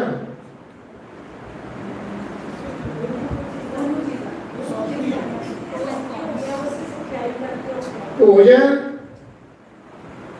ਪਹਿਰਾਵਾ, ਭਾਸ਼ਾ, ਇਹ ਨਾ ਭੁੱਲ ਜਾਓ, ਇਹ ਨਾ ਭੁੱਲ ਜਾਓ, ਦੁੱਖ ਪਾਓਗੇ, ਦੁੱਖ ਪਾਓਗੇ, ਦੁੱਖ ਪਾਓਗੇ। ਲਿਟਰੇਚਰ ਜਿਹੜਾ ਹੈਗਾ ਤੁਹਾਨੂੰ ਦੱਸਦਾ ਸਮਾਂ ਕਿਦੋਂ ਕਿਦੋਂ ਜਾ ਰਿਹਾ, ਕੀ ਕੁਛ ਆ, ਚੰਗਾ ਕਿ ਮਾੜਾ, ਜਾਂ ਕਿਸ ਤਰ੍ਹਾਂ ਕੀ ਕੀ ਕਦਰਾਂ ਕੀਤਾ ਕੈਮ ਨੇ, ਜਾਂ ਗਿਰਾਵਟ ਵੱਲ ਜਾ ਰਿਹਾ ਸਾਰਾ ਕੁਛ। ਭੋਜਨ ਤੁਸੀਂ ਬੋਡੀਆਂ ਖਰਾਬ ਕਰਨੀਆਂ, ਸਿਹਤਾਂ ਗਈਆਂ, ਤੁਹਾਡੇ ਸਿਹਤ ਨਹੀਂ, ਤੁਹਾਡਾ ਬ੍ਰੇਨ ਕੁਛ ਨਹੀਂ ਹੈਗਾ, ਉਹ ਗਵਾ ਲਿਆ, ਇਹ ਵੀ ਗਵਾ ਲਿਆ ਤੁਸੀਂ। ਕੁਰਕਰੇ ਬਰਗਰ ਜੇ ਉਹ ਸਵਾਦਾਂ ਦੇ ਚੱਕਰ 'ਚ ਪੈ ਗਏ, ਬੋਡੀ ਗਵਾ ਲਈ ਤੁਸੀਂ। ਕੀ ਤੁਸੀਂ ਸੁਚੇਤ ਹੋਣਾ ਨਹੀਂ ਗਾ, ਸਮੇਂ ਤੋਂ ਸਿੱਖਣ ਲਈ ਆ। OTT ਔਨ ਦੀ ਟੌਪ, ਇਹ ਕਹਿੰਦੇ OTT ਮੈਡਮ ਕਹੀ ਜਾਂਦੇ ਆ। OTT ਵੇ ਉਹ ਜਲ ਮਾਸ ਕਮਿਊਨੀਕੇਸ਼ਨ ਤੁਹਾਨੂੰ ਦੱਸਣੀਆਂ ਗੱਲਾਂ। ਕੰਪੀਟੀਸ਼ਨ ਇੰਨਾ ਵੱਧ ਗਿਆ, ਇੰਨਾ ਵੱਧ ਗਿਆ, ਇੰਨਾ ਵੱਧ ਗਿਆ, ਨਵੀਂ ਤੋਂ ਨਵੀਂ ਗੱਲ, ਨਵੀਂ ਤੋਂ ਨਵੀਂ ਗੱਲਾਂ ਹੁੰਦੀਆਂ। ਆਪਾਂ ਨੂੰ ਬੜਾ ਕੁਝ ਪਰੋਸਿਆ ਜਾ ਰਿਹਾ, ਬੜੀਆਂ ਏਜੰਸੀਆਂ ਜਿਹੜੀਆਂ ਆਪਾਂ ਨੂੰ ਤਬਾਹ ਕਰਦੇ ਲੱਗੀਆਂ, ਆਪਾਂ ਨੂੰ ਗੁਲਾਮ ਕਰਨ ਨੂੰ ਫਿਰਦੀਆਂ, ਗੁਲਾਮ ਕਰਨ ਨੂੰ ਫਿਰਦੀਆਂ, ਗੁਲਾਮ ਕਰਨ ਨੂੰ ਫਿਰਦੀਆਂ। ਨਾ ਗੁਲਾਮ ਬਣੋ, ਆਪਣੇ ਰਾਈਟ ਪਛਾਣੋ, ਜੋ ਆਪਣੇ ਗੁਰੂਆਂ ਪੀਰਾਂ ਦੀ ਧਰਤੀ ਤੇ ਸਿਖਾਇਆ ਆਪਾਂ ਨੂੰ, ਬਰਾਬਰਤਾ, ਸੱਚਾਈ, ਸਰਬੱਤ ਭਲਾ, ਇਹ ਆਪਾਂ ਨੂੰ ਜੇ ਆਪਣਾ ਸਿਲੇਬਸ ਸਿਖਾਉਂਦਾ ਤਾਂ ਚੰਗੀ ਗੱਲ, ਲਿਟਰੇਚਰ ਸਿਖਾਉਂਦਾ ਤਾਂ ਚੰਗੀ ਗੱਲ ਆ, ਲੋਕ ਸਿਖਾਉਂਦੇ ਚੰਗੀ ਗੱਲ ਆ। ਅੱਜ ਦਾ ਜਿਹੜਾ ਸੈਮੀਨਾਰ ਆ, ਜਿਸ ਮੈਂ ਵਧਾਈਆਂ ਦਿੰਦਾ, ਮੈਡਮ ਜੀ ਤੁਸੀਂ ਬਹੁਤ ਅੱਛਾ ਕੀਤਾ, ਮਿਹਨਤਾਂ ਕੀਤੀਆਂ। ਆ ਤਲਵੰਡੀ ਸਾਬੋ ਵਾਲੇ, ਵਾਹ, ਕਿੱਥੇ ਮੈਨੂੰ ਆਉਂਦਾ ਤੁਸੀਂ ਮੈਂ ਲਿਖੀ ਕਰੀ ਜਾਂਦੇ, ਤੁਸੀਂ ਪੜ੍ਹੇ ਲਿਖੇ ਬਹੁਤ ਕੁਝ ਕਰੀ ਜਾਂਦੇ ਹੋ, ਤੁਸੀਂ ਹੌਸਲਾ ਰੱਖੋ, ਲੈ ਕੇ ਵਧੀਆ ਕਰੋਗੇ ਤੁਸੀਂ। ਆਪਣਾ ਆਪ ਖਾਲੀ ਕਰ ਲਓ ਪਹਿਲਾਂ, ਕਾਮ, ਕ੍ਰੋਧ, ਲੋਭ, ਮੋਹ, ਹੰਕਾਰ ਭੁਲਾ ਦਿਓ, ਬੋਡੀ ਜੋ ਭੁਲਾ ਦਿਓ। ਜਦੋਂ ਸੁਰੱਖਿਆ ਪਾਊਡਰ ਵੀ ਛੱਡ ਦਿਓ, ਤੁਸੀਂ ਕਈ ਤਰ੍ਹਾਂ ਨਹਾਣਾ ਹੋ, ਤੁਸੀਂ ਫੇਰ ਵਧੀਆ ਜੀਵਨ ਕਰੋ। ਜਦੋਂ ਤੁਹਾਡੇ ਅੰਦਰ ਭੌਰ ਉੱਠ ਗਿਆ, ਜਦੀ ਤੁਹਾਡੀ ਬੋਡੀ ਨੇ ਮੁਸ਼ਕ ਮਾਰਨਾ ਸ਼ੁਰੂ ਹੋ ਜਾਊ। ਹੈਲੋ ਮੈਡਮ ਜੀ, M I right or wrong? ਤੁਸੀਂ ਤੁਹਾਨੂੰ ਪਰਮਾਤਮਾ ਨੇ ਮਨੁੱਖਾ ਜਨਮ ਬੜੀ ਭਗਤੀ ਬਾਦ ਮਿਲਦਾ, ਨਾਮ ਜਪਣਾ, ਬੰਦ ਛਕਣਾ, ਕਿਰਤ ਕਰਨੀ, ਕਾਲ ਖਾਏ ਕਿ ਜੱਥੋਂ ਦੇ, ਨਾਨਕ ਰਾਹ ਪਛਾਣੇ। ਸਿਨੇਮਾ ਉਹੀ ਵਧੀਆ ਜਿਹੜਾ ਔਰਤਾਂ ਨੂੰ ਐਮਪਾਵਰਮੈਂਟ ਵੱਲ ਲੈ ਕੇ ਜਾਂਦਾ ਹੈ। ਹੰਝੂ ਪੂੰਝਦਾ ਬੱਚਿਆਂ ਦੇ ਲਈ, ਨਹੀਂ ਤਾਂ ਸਿਨੇਮੇ ਕੀ ਆ, ਗੀਤ ਜੇ ਸੁਣ ਲਓ, ਕੁਛ ਦੀ ਕੁਛ ਨਹੀਂ ਉੱਠਿਆ। ਮਨ ਡੋਲੇ ਤਨ ਡੋਲੇ, ਮਨ ਕਹਿ ਗਿਆ ਕਰਾਰ ਜੀ, ਉਹ ਵੀ ਚੱਲੇ, ਗੀਤ ਵੀ ਚੱਲੇ। ਵਧੀਆ ਲਿਟਰੇਚਰ ਪੜ੍ਹੋ, ਚੰਗੀਆਂ ਕਿਤਾਬਾਂ ਪੜ੍ਹੋ, ਚੰਗਾ ਸਿਨੇਮਾ ਦੇਖੋ, ਚੰਗੇ ਵਿਚਾਰ ਕਰੋ, ਦੁਨੀਆ ਦੇ ਭਰਮਣ ਕਰੋ, ਲਾਈਫ ਨੂੰ ਇੰਜੋਏ ਕਰੋ, ਕਿਸੇ ਨੂੰ ਤੰਗ ਨਾ ਕਰੋ, ਕਿਸੇ ਦਾ ਮਨ ਨਾ ਕਰੋ। ਵਾਹਿਗੁਰੂ ਜੀ ਕਾ ਖਾਲਸਾ, ਵਾਹਿਗੁਰੂ ਜੀ ਕੀ ਫਤਿਹ।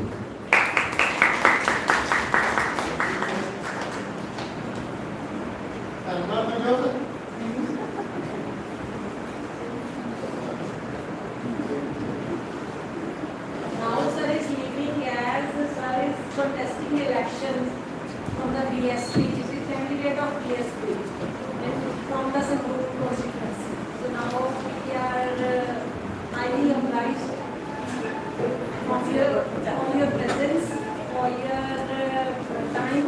Thank you very much. ਤੁਸੀਂ ਨਾ ਸੁਣਿਆ ਨਹੀਂ ਮੈਡਮ ਕੀ ਕਹਿ ਗਏ ਆ? ਮੈਂ ਦੱਸਦਾ ਆ, ਮੇਰਾ ਪਿੰਡ ਮੇਰੀਆਂ ਮਡਿਆਲੀਆਂ ਨੂੰ ਬੋਲਦੇ ਪਿੰਡ ਨੂੰ, ਮੈਂ ਮੱਕੀਆਂ ਕਮਾਦਾ ਕੁੱਟਦਾ। ਮੈਂ ਕਿਹਾ ਵੀ ਔਖਾ ਕੰਮ ਖੇਤੀ ਦਾ ਬਹੁਤ ਆ ਮੈਡਮ ਜੀ। ਮੈਂ ਕਿਹਾ ਥੱਲੇ ਰੇਤਾ ਹੁੰਦਾ ਸੀਗਾ, ਦੂਜੀਆਂ ਜ਼ਮੀਨਾਂ ਬੜੀਆਂ ਸੀ ਕਿ ਪਰਮਾਤਮਾ ਨੇ ਕਾਢੇ ਸੇ ਨਰਕ ਜੋ ਕੱਢ ਨੌਕਰੀ ਮਿਲ ਜੇ। ਜਦੋਂ ਨੌਕਰੀ ਮਿਲ ਗਈ ਫਿਰ ਮੈਂ ਕਿਹਾ ਅਫਸਰੀ ਜੀ ਨਾਲ ਲੱਗ ਗਈ ਜਾਂ ਨੌਨ ਗ੍ਰੈਜੂਏਟ ਸੀ।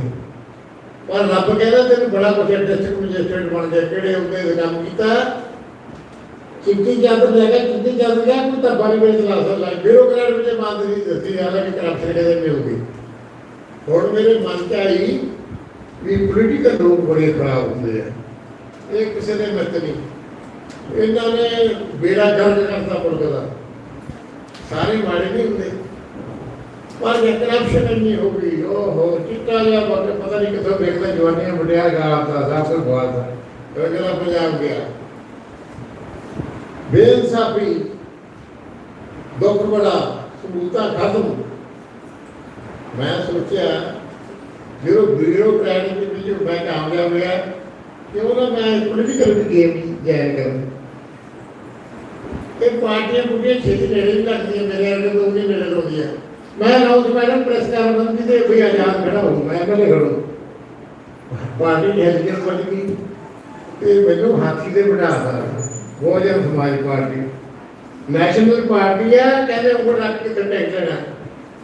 ਕਾਂਚੀ ਰਾਮ ਕਹਿੰਦੇ ਸੀ, ਉਹਨੂੰ ਸਵਾਲ ਕੀਤਾ ਸੀ ਅਮਰੀਕਾ ਵਿੱਚ ਤਾਂ ਲਿਖਿਆ ਹੀ ਸੀ ਸੰਵਿਧਾਨ, ਤੁਹਾਨੂੰ ਪਤਾ ਕਿੰਨਾ ਇਹਦਾ ਪਵਿੱਤਰ ਬਣਾ ਸੰਵਿਧਾਨ। ਕਾਂਚੀ ਰਾਮ ਨੇ ਇੰਨੀ ਮਿਹਨਤ ਕੀਤੀ, ਉਹਨੂੰ ਕਿਸੇ ਨੇ ਪੁੱਛਿਆ ਤੁਹਾਡੇ ਮੈਨੀਫੈਸਟੋ ਵੀ ਇੰਨੀਆਂ ਸੀਟਾਂ ਲਈ ਬੈਠਾ ਕਿ ਤੇਰਾ ਮੈਨੀਫੈਸਟੋ ਵੀ ਆ?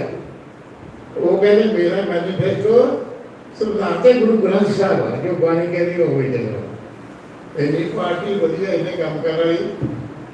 ਕਹਿੰਦੇ ਤੂੰ ਪੜ੍ਹਾਈ ਕਰੋ, ਮੈਨੂੰ ਡਿਸਟ੍ਰਿਕਟ ਮੈਜਿਸਟਰੇਟ ਦਿਓ, ਤੁਹਾਨੂੰ ਮੈਂ ਬੜਾ ਕੁਝ ਦਊਂ। ਮੇਰੀ ਇੰਟਰਵਿਊ ਲਈ ਪਿਛਲੇ ਹਫ਼ਤੇ ਇਹਨਾਂ ਪਾਰਟੀ ਜੁਆਇਨ ਕਰਾਉਣਾ ਸੀ। ਮੇਰੇ ਜਿਹੜੇ ਵੈਲਫੇਅਰ ਸੀ ਕਹਿੰਦੇ ਤੁਹਾਨੂੰ ਡੀਐਮ ਦੇਗਾ, ਕਹਿੰਦੇ ਤੁਹਾਡਾ ਡੀਐਮ ਸਾਡਾ ਸੀਐਮ ਆ, ਚੀਫ ਮਿਨਿਸਟਰ ਸਾਡਾ ਆਉਣ ਵਾਲਾ। ਪਤਾ ਨਹੀਂ ਆ ਤੁਰਿਆ ਫਿਰਦਾ ਤਾਂ ਫਿਰ ਸੀਐਮ ਨਹੀਂ ਬਣ ਜਾਣਾ। ਵਾਹਿਗੁਰੂ ਜੀ ਕਾ ਖਾਲਸਾ, ਵਾਹਿਗੁਰੂ ਜੀ ਕੀ ਫਤਿਹ।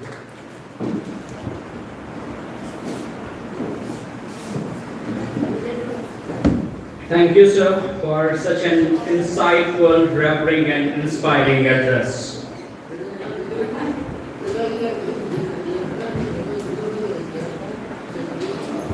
It's our proud privilege to welcome Professor Dr. Kim Raj Sharma, Professor of English at Central University of Himachal Pradesh, an eminent scholar and a researcher with over 2 decades of rich teaching experience.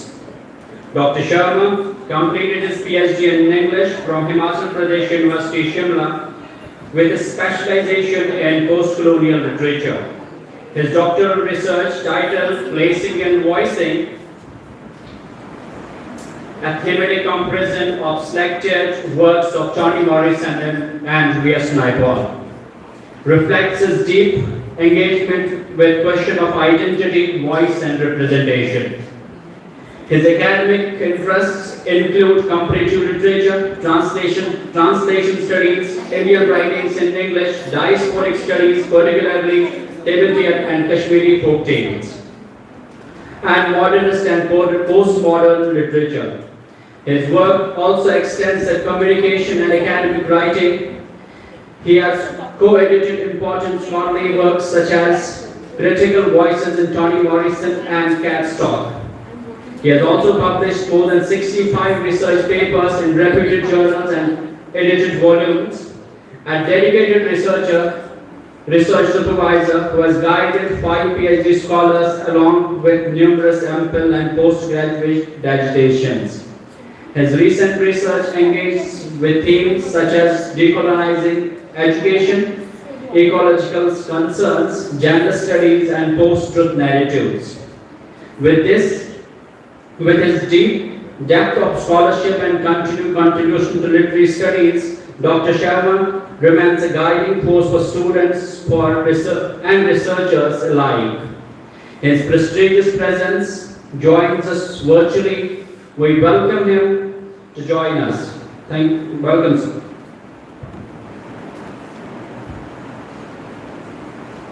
Thank you very much for your kind introduction. I hope I am clearly audible. Yes. All right. The voice is echoing a little, but again, I don't know with the reason, but please bear with me if it is.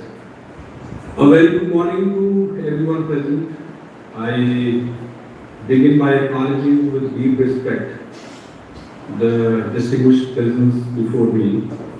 My sincere thanks to Principal of Khalsa College for Women, Professor Satinder Kaur, to the organizing secretary, Dr. Gagandeep Dhani, and other committee members, Dr. Rupal Kaur Rai, Dr. Javed Ahmed, Dr.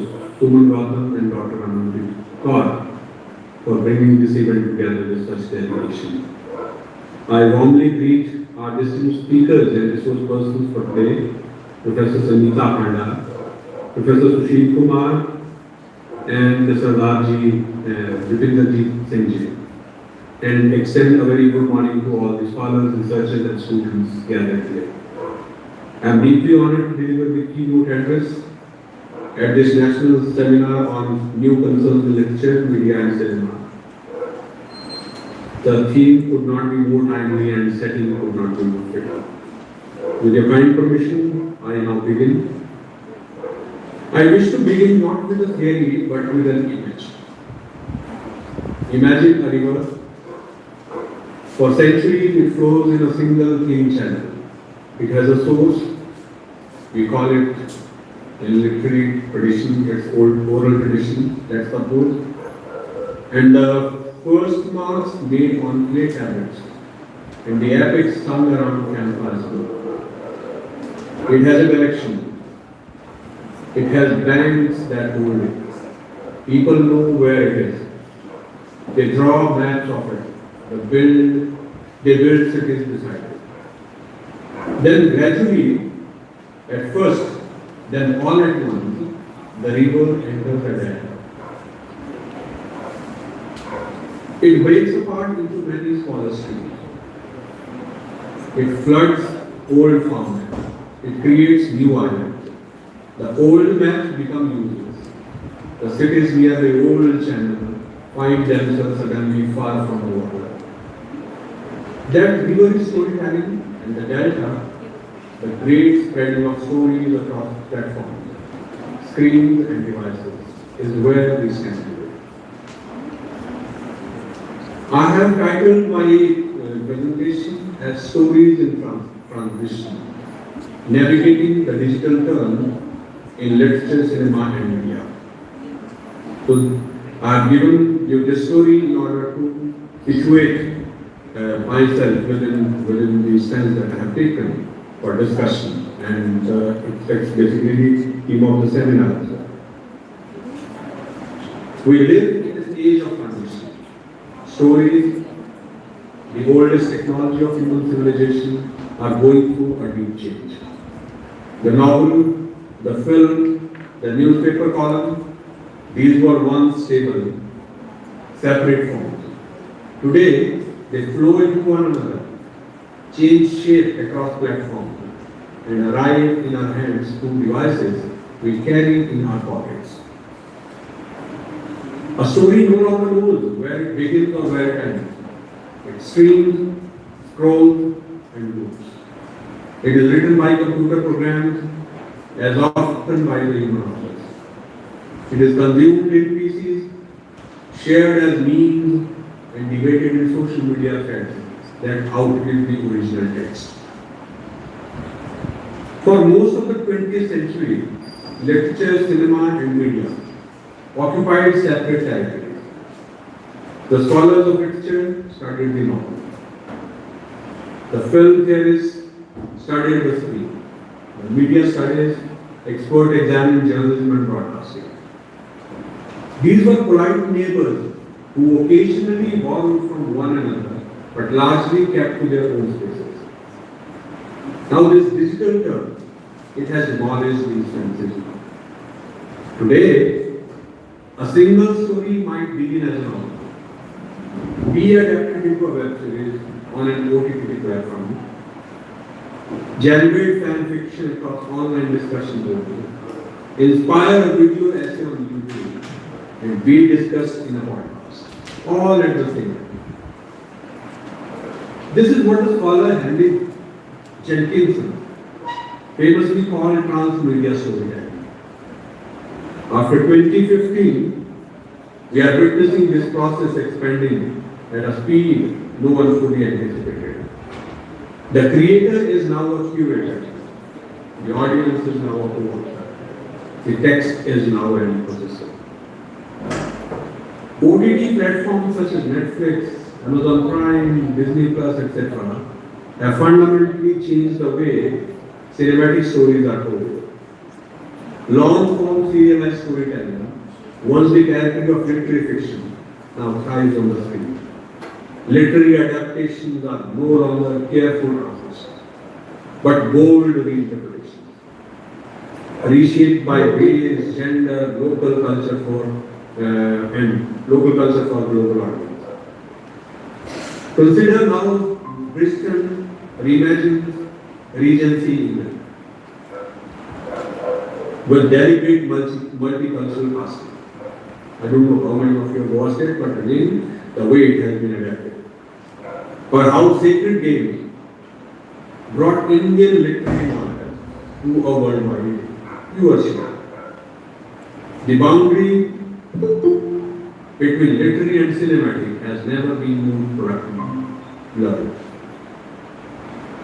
Perhaps no development has unsettled the humanities more deeply than the rise of artificial intelligence as a creative force. When ChatGPT generated its first poem, when Midjourney produced its first painting, and when AI tools began generating short films from written description alone, a question that had long been academic became urgently practical. What is authorship? What is creativity? And what role remains with the human artist? The philosopher Margaret Gordon distinguishes between three kinds of creativity. One is combinational, second one is exploratory, and third one is transformational. Current AI systems are very good at the first two.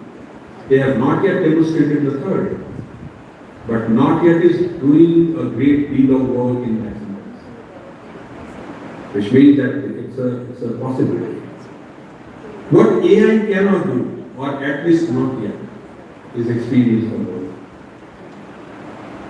It cannot know grief from the inside. It cannot feel the particular quality of light on a winter afternoon in this small town, or the specific texture of homesickness in a foreign city. It processes representation of these things. It does not live them. Literature at its best, at its deepest, is not the processing of experience. It is the transformation of lived experience into language that allows another person to feel, however briefly, that they are not alone. For literature, AI presents both a threat and an invitation. The threat is to the livelihoods of writers, translators, and editors. The invitation is to rethink what literature is for, not as a product of rare individual genius, but as a form of human communication, witness, and empathy that no machine can truly replicate. Science fiction and fantasy literature have been particularly far-sighted here. From Isaac Asimov's robots to Kazuo Ishigiro's Clara and the Sun, literature has long been rehearsing our anxieties about machine intelligence. Now life imitates art in ways that demand fresh ways of thinking. Let me put up a small story about it. In a city that had made peace with forgetting, there was a librarian named Aisha. Her library held 17,000 books and was visited by 11 people in a day. One morning, when AI system was installed in the server room, it could generate a new novel in 40 seconds, tailored precisely to a reader's emotional profile. Aisha watched the 11 daily visitors drop to 4, then to 1. The one who remained was a very old man who could not use screens. He came every Tuesday to read Urdu poetry. She asked him once, "Why do you still come?" He looked at her though the question surprised me. Because he said, a book is the only place where a dead man can still speak slowly. That night, Aisha wrote something in the margin of a Premchand novel. It reads, the algorithm can write the story. It cannot write the silence between the lines. We live in what commentators have now called the post-truth era. A moment when the very category of factual reality has become contested, when false information spreads faster than correction, and when the emotional power of story matters more than whether it can be verified. This is not merely a critical problem, it is a storytelling problem. Jean Baudrillard anticipated this condition when he argued that in modern society, representations have gradually replaced reality itself. We no longer live simply in a world of things. We live in a world of simulation, copies, images, stories that no longer point back to an original real event. His framework is indispensable for understanding deepfakes, synthetic media, and the way digital forwards have shaped elections all across the world. Digital media platforms have created what Ali Pariser calls filter bubbles. Social media algorithms are not neutral distributions of information. They are story selection machines that favor outrage, sensation, and division. In this environment, the skills that literary and media education cultivates, vis-a-vis close reading, critical thinking, narrative analysis, empathy, become not merely academic exercises but democratic necessities. One of the most important developments in contemporary media and cinema is unprecedented visibility of previously marginalized bodies and identities. Disability studies, animal studies, and medical humanities. Initially, they were confined only to specialist journals. Now they have entered into mainstream cultural conversations through documentary cinema, digital storytelling, and narrative film. The representation of disabled bodies in cinema has shifted significantly from the charity model, which positioned disability as a personal tragedy requiring cure, towards a social model that highlights the barriers society creates and celebrates neurodiversity. Films like Tare Zameen Par and Sitare Zameen Par offer counter narratives to mainstream feminism. Laura Mulvey introduced the concept of male gaze to describe how Hollywood cinema structures looking at a gender identity. Today, the gaze has been multiplied and augmented. Surveillance cameras, recommendation algorithms, and social media platforms are all gaze structures. They encode assumptions about who looks and who is looked at. Mulvey's framework, built for the cinema screen, now applies to every screen, in every pocket, in every corner of the world. Climate crisis too has brought about a deep shift in literary and cinematic imagination. Eco-cinema has moved from the edges of critical discussion to its center. Films from Werner Herzog on the relationship between human consciousness and non-human world in ways that challenge anthropocentric storytelling.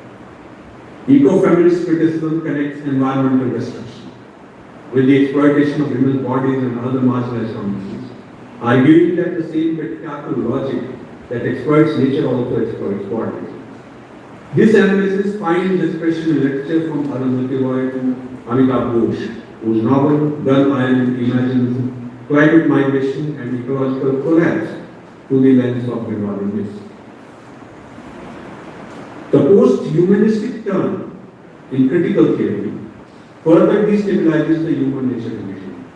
Animal studies has emerged as a companion field, asking how non-human animals are represented in literature, film, and media. From the documentary Blackfish, which exposed the cruelty of marine entertainment to the literary non-fiction of Alan MacDonald, the non-human has become a critical subject rather than a mere backdrop. One of the more exciting and ethically urgent areas of contemporary culture production is the incorporation of Indian knowledge tradition, indigenous knowledge systems into creative work. For too long, indigenous narratives were either taken and used by dominant cultures without permission, romanticized beyond recognition, and simply ignored. The digital turn has paradoxically offered new possibilities for indigenous communities to control their stories, archive their own cultural memory, and distribute their creative work to global audience on their own terms. George Orwell imagined a surveillance state in 1984, with Big Brother watching through telescopes. What he could not have imagined is that citizens in the 21st century would voluntarily carry their surveillance devices. We all are carrying these devices in our pockets. Update them regularly, we are updating them. Pay for the credit, and we are paying for it. The smartphone is the most sophisticated surveillance system ever devised, and we have embraced it with extraordinary enthusiasm. Stuart Hall's encoding and decoding model that helps us understand the common person's position in such an environment. Ordinary person in rural India who receives political information through WhatsApp forward, many of which are fabricated, is not a passive victim of misinformation. He is a person navigating as best he can an information environment that has been made deliberately hostile to his capacity to distinguish the true from the false.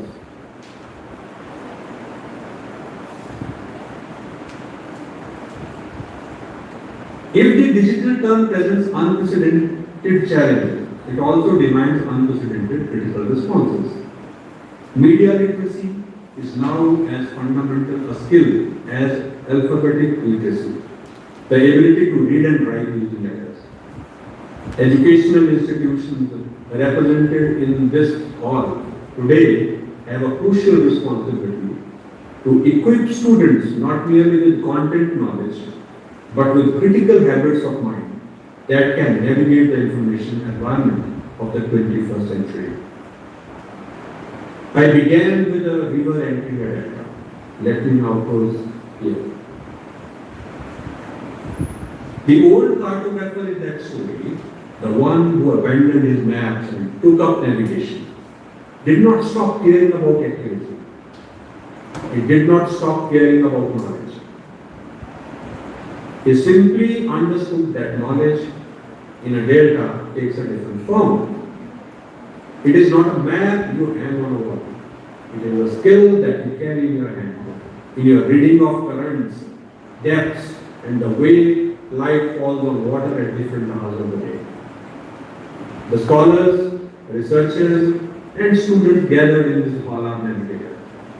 We carry the maps of Roland Barthes, Walter Benjamin, Andre Bacon, Homi Bhabha, Laura Mulvey, Stuart Hall, etc. Those maps remain valuable. They tell us something true about the river before it became a delta. But they must be held lightly, consulted in motion, revised against what we actually find. The new cinema, the OTT platform, the AI-generated text, the viral video, the fan fiction archive, the diasporic WhatsApp group, these are not threats to literature and cinema. They are the delta. They are where the river has gone. Our job is not to mold the old channel, but to learn to read the new water. And the common man, the common woman, the person scrolling through their phone at midnight in a small town, looking for something true, something that will make them feel less alone. They are not the problem. They are the reader, the viewer, the person for whom all of this in the end is made. Roland Barthes said that the birth of the reader comes at the cost of the death of God. I prefer a different formulation. The reader and the author were never truly separate. Every reader is a potential author. Every author is a reader first. The story flows between them like a river, constantly exchanging what it carries, constantly being changed by what it passes through. So, toward the end, it's just that the stories are in transition, and so are we. And that perhaps is exactly where we need to be. Thank you. Thank you very much for your patient listening.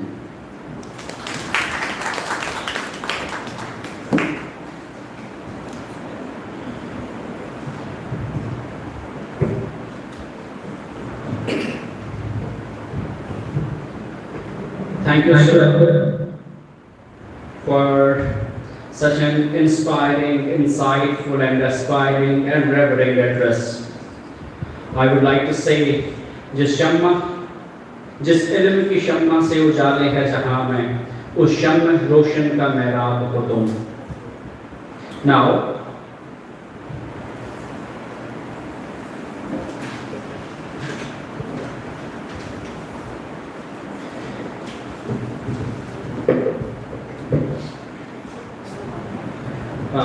we are equally privileged to have with us Professor Dr. Sushil Kumar, an eminent scholar from the Department of Language.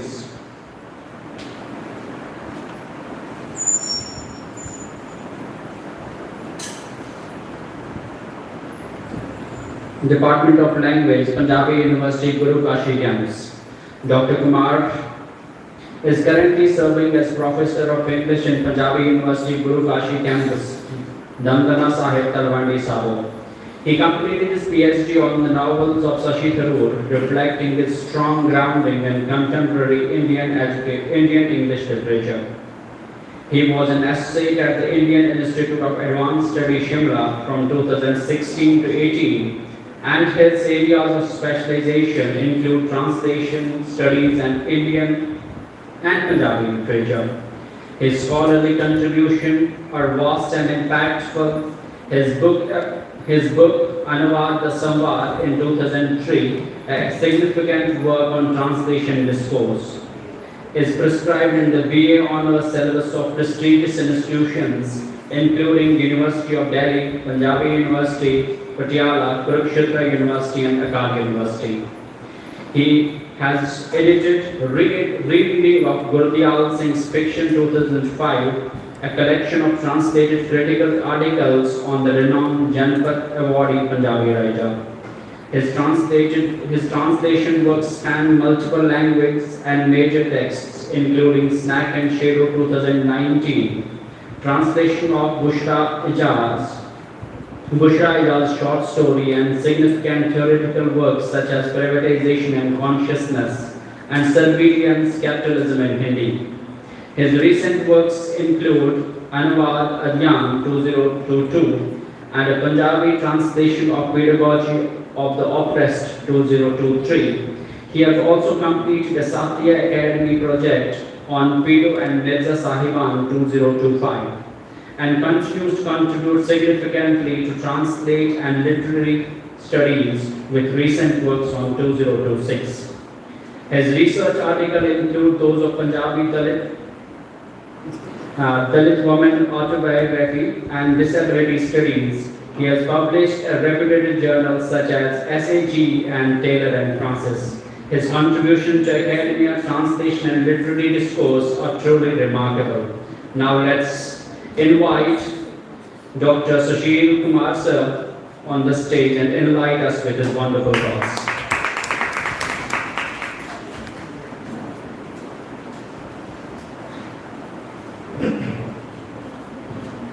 बहुत शुक्रिया,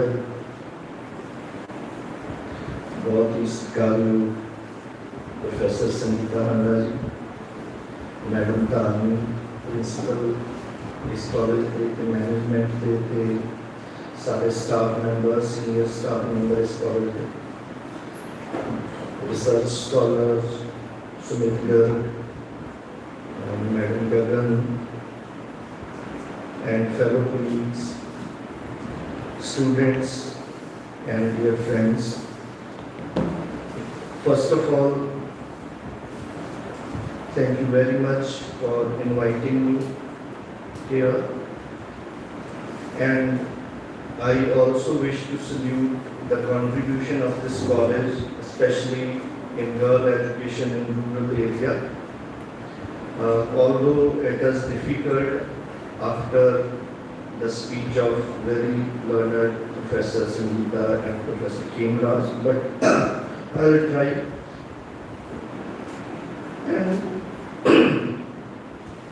And I am also very happy that in the beginning,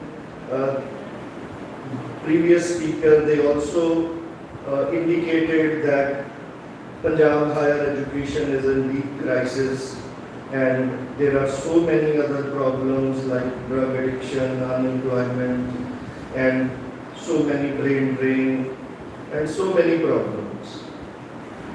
But we all agree on the point that the solution of all these crisis problems lies in education, lies in dialogue.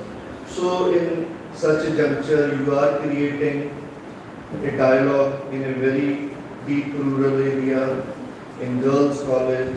So it is not an easy task, I can understand. It is very cumbersome work to organize the seminar. So thank you very much. And we are discussing, we are organizing a seminar, creating a dialogue at the time when a very famous historian, Eric Hobsbawm, said that 21st century is the century of knowledge. He also tried to give a historical character of every century. In 20th century, he said that 20th century is the century of bloodshed. We all know because of World War and so many partitions. 19th century, century of weapons. 18th century, century of army. So the main point is that he described that 21st century is the century of knowledge. Means knowledge, as Bacon also said in 16th century, that knowledge is power. It suggests that the person who has knowledge is powerful. Power lies in the knowledge. But in 20th century, French scholar Foucault said that no, knowledge is not power. Rather, power is knowledge. Where power lies, knowledge also works according to it. But we are pinpoint on Eric Hobsbawm's idea that 21st century is the century of knowledge. And dear students, when I am talking about knowledge, I am not merely reducing it to information only, because it is claimed that nowadays basically whatever you are talking about knowledge, it is not knowledge, it is merely information. So whenever in the sense of Eric Hobsbawm I am using knowledge, I mean to say that it also contains knowledge, then information, then knowledge, and then wisdom. So all the three phases lies when we are talking knowledge. Information, knowledge, and it ends in wisdom. So the cluster of the three elements lies in knowledge. If we want to understand with the help of an example, then we can take the example of fire. If we say that this is fire, it is an information. If we go further, we said that we must not go near fire, it can be very dangerous for us. This is knowledge. If we know that with the help of this knowledge, we can make, with the help of this fire, we can make very delicious food. So this is wisdom. So Eric Hobsbawm is giving the reference of knowledge which contain information, knowledge and wisdom. So the title of my presentation is Tracing Punjabi Poetics literature, theory and secular criticism. As the title of the seminar is New Concern, one may ask that what is new in literature? Means I am talking on a very traditional issues, literature, theory, it's nothing new in it. But every time it is new concern, as suggested in the previous lecture, that whenever you read literature, every time it is new. So there are new concerns, especially in the context of artificial intelligence, especially in the context of that this is the death of theory, end of theory, what is the need of theory, so many things are there.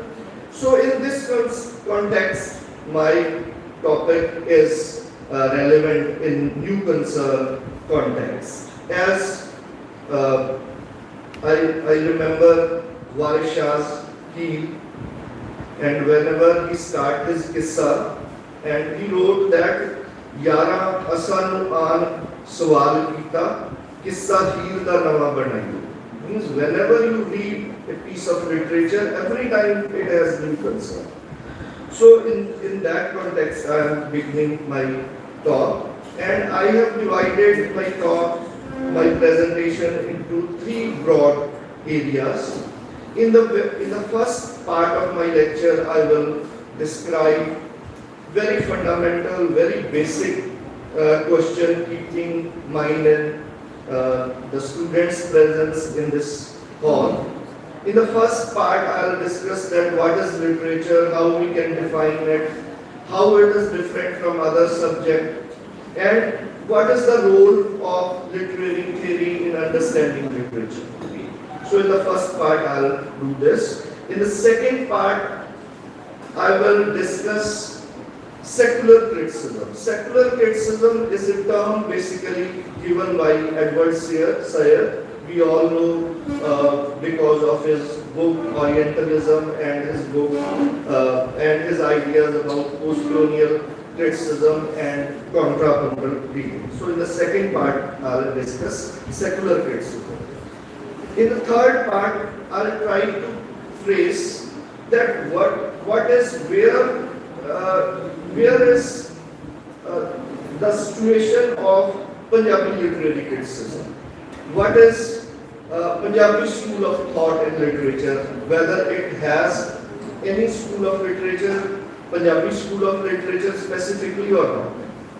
So in the three basic broad area, I'll deliver my lecture. I'll begin with the one that what is literature. Dear student, we are all familiar with that literature is nothing but the representation of human behavior. Literature represents human behavior, human pain, and if we translate literature into Punjabi, we call it Sahit. Sahit means which is in the hit of everybody, which is in the benefit of everybody. So that is Sahit. And it has very significant role in human life. In 5th century scholar, Sanskrit scholar Bharadhari in Niti Shastra wrote that Sahitya Sangeet Kala Vahin Sakshat Pashu Puch Vishan means if a person who is not interested in literature, art, music, he or she is doubtful that whether we call him or her a human being or not. And very famous Hindi writer Premchand said that literature is the mirror of society. And another very famous author, Maxim Gorky, Russian writer, who is very famous for his novel Mother, he defined literature that if any piece of writing which not pungently critique state, regimented religion and gender, if any piece of writing is not critiquing these three elements, I am not going to call that piece of writing as a literature. So in the Indian context, if we see it, if we want to compliment Maxim Gorky, we can add one more thing. As Gorky said that critique of state, regimented religion, gender, and in Indian context we can add our caste system, caste discrimination. So if any piece of writing does not contain the strong critique of all these things, whether we can call it literature in Gorky's sense, no. There are many meanings of literature. There is no fixed definition lies. We cannot centralize that. But anyhow, in order to understand it, we will try to categorize it. We will categorize, we will try to find certain central ideas which are core of literature. As we can take the sport of S.T. Coleridge. S.T. Coleridge, romantic English poet, said that prose, words in best order, poetry, the best word in best order. Means literature, we require imagination, but best words in best order. And best word means if you know not even a single word which is superfluous, which is redundant. So every word is significant, and if you remove only one word, that literature, that piece of writing as a literature will collapse. We will try to understand with the help of example from a very famous poem. We all have read it, Robert Frost, The Road Not Taken. So I want to underline the 3 lines from this poem. 2 roads diverged in a wood, and I took the one less traveled one, and that has made all the difference. Please give your attention that if we remove the word all, and that has made all the difference. Without all, even the sentence is grammatically correct, even there is no effect on the rhyme scheme, but think that if we remove that word Sara, so it reduces the impact of the poem. One more example we can take from Professor Puran Singh's poem Jawan Punjab.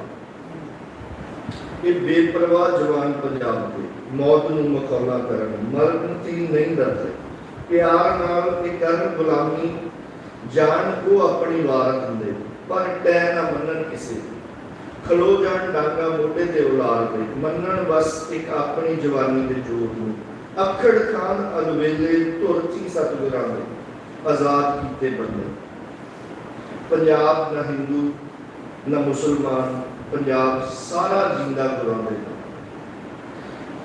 So see that if we remove the word Sara, Punjab Jinda Gurande Naam is also grammatically okay, no impact on rhyme scheme. But see the essence of this word Sara. Sara means Punjab Sara Jinda Gurande Naam. Sara include not only human beings, plants, but everything. So, the impact of the poem lies in the word Sara. We can take the example of other poems also, Rabindranath Tagore's, where the mind is without fear, and we all understand that how he is giving supreme importance to the mind. He is not talking about body, idea, or anything else. He is talking about mind. Second core point of literature, that is resistance. As we also already familiar with Gorky's idea of critiquing state, gender, regimented religion and caste. So resistance is also the core part of literature. We can take the example of Old Men and the Sea and see the Santiago, who is the hero of the novel, his dialogues. Fish, he said softly, I will stay with you until I am dead. But man is not made for defeat. A man can be destroyed but not defeated. Or we can take the example of Paradise Lost, John Milton, in the speech of Saturn, that what though the field be lost, all is not lost. Unconquerable will is study of revenge, immortal hate, and courage never to yield, never to submit or yield. To be weak is miserable.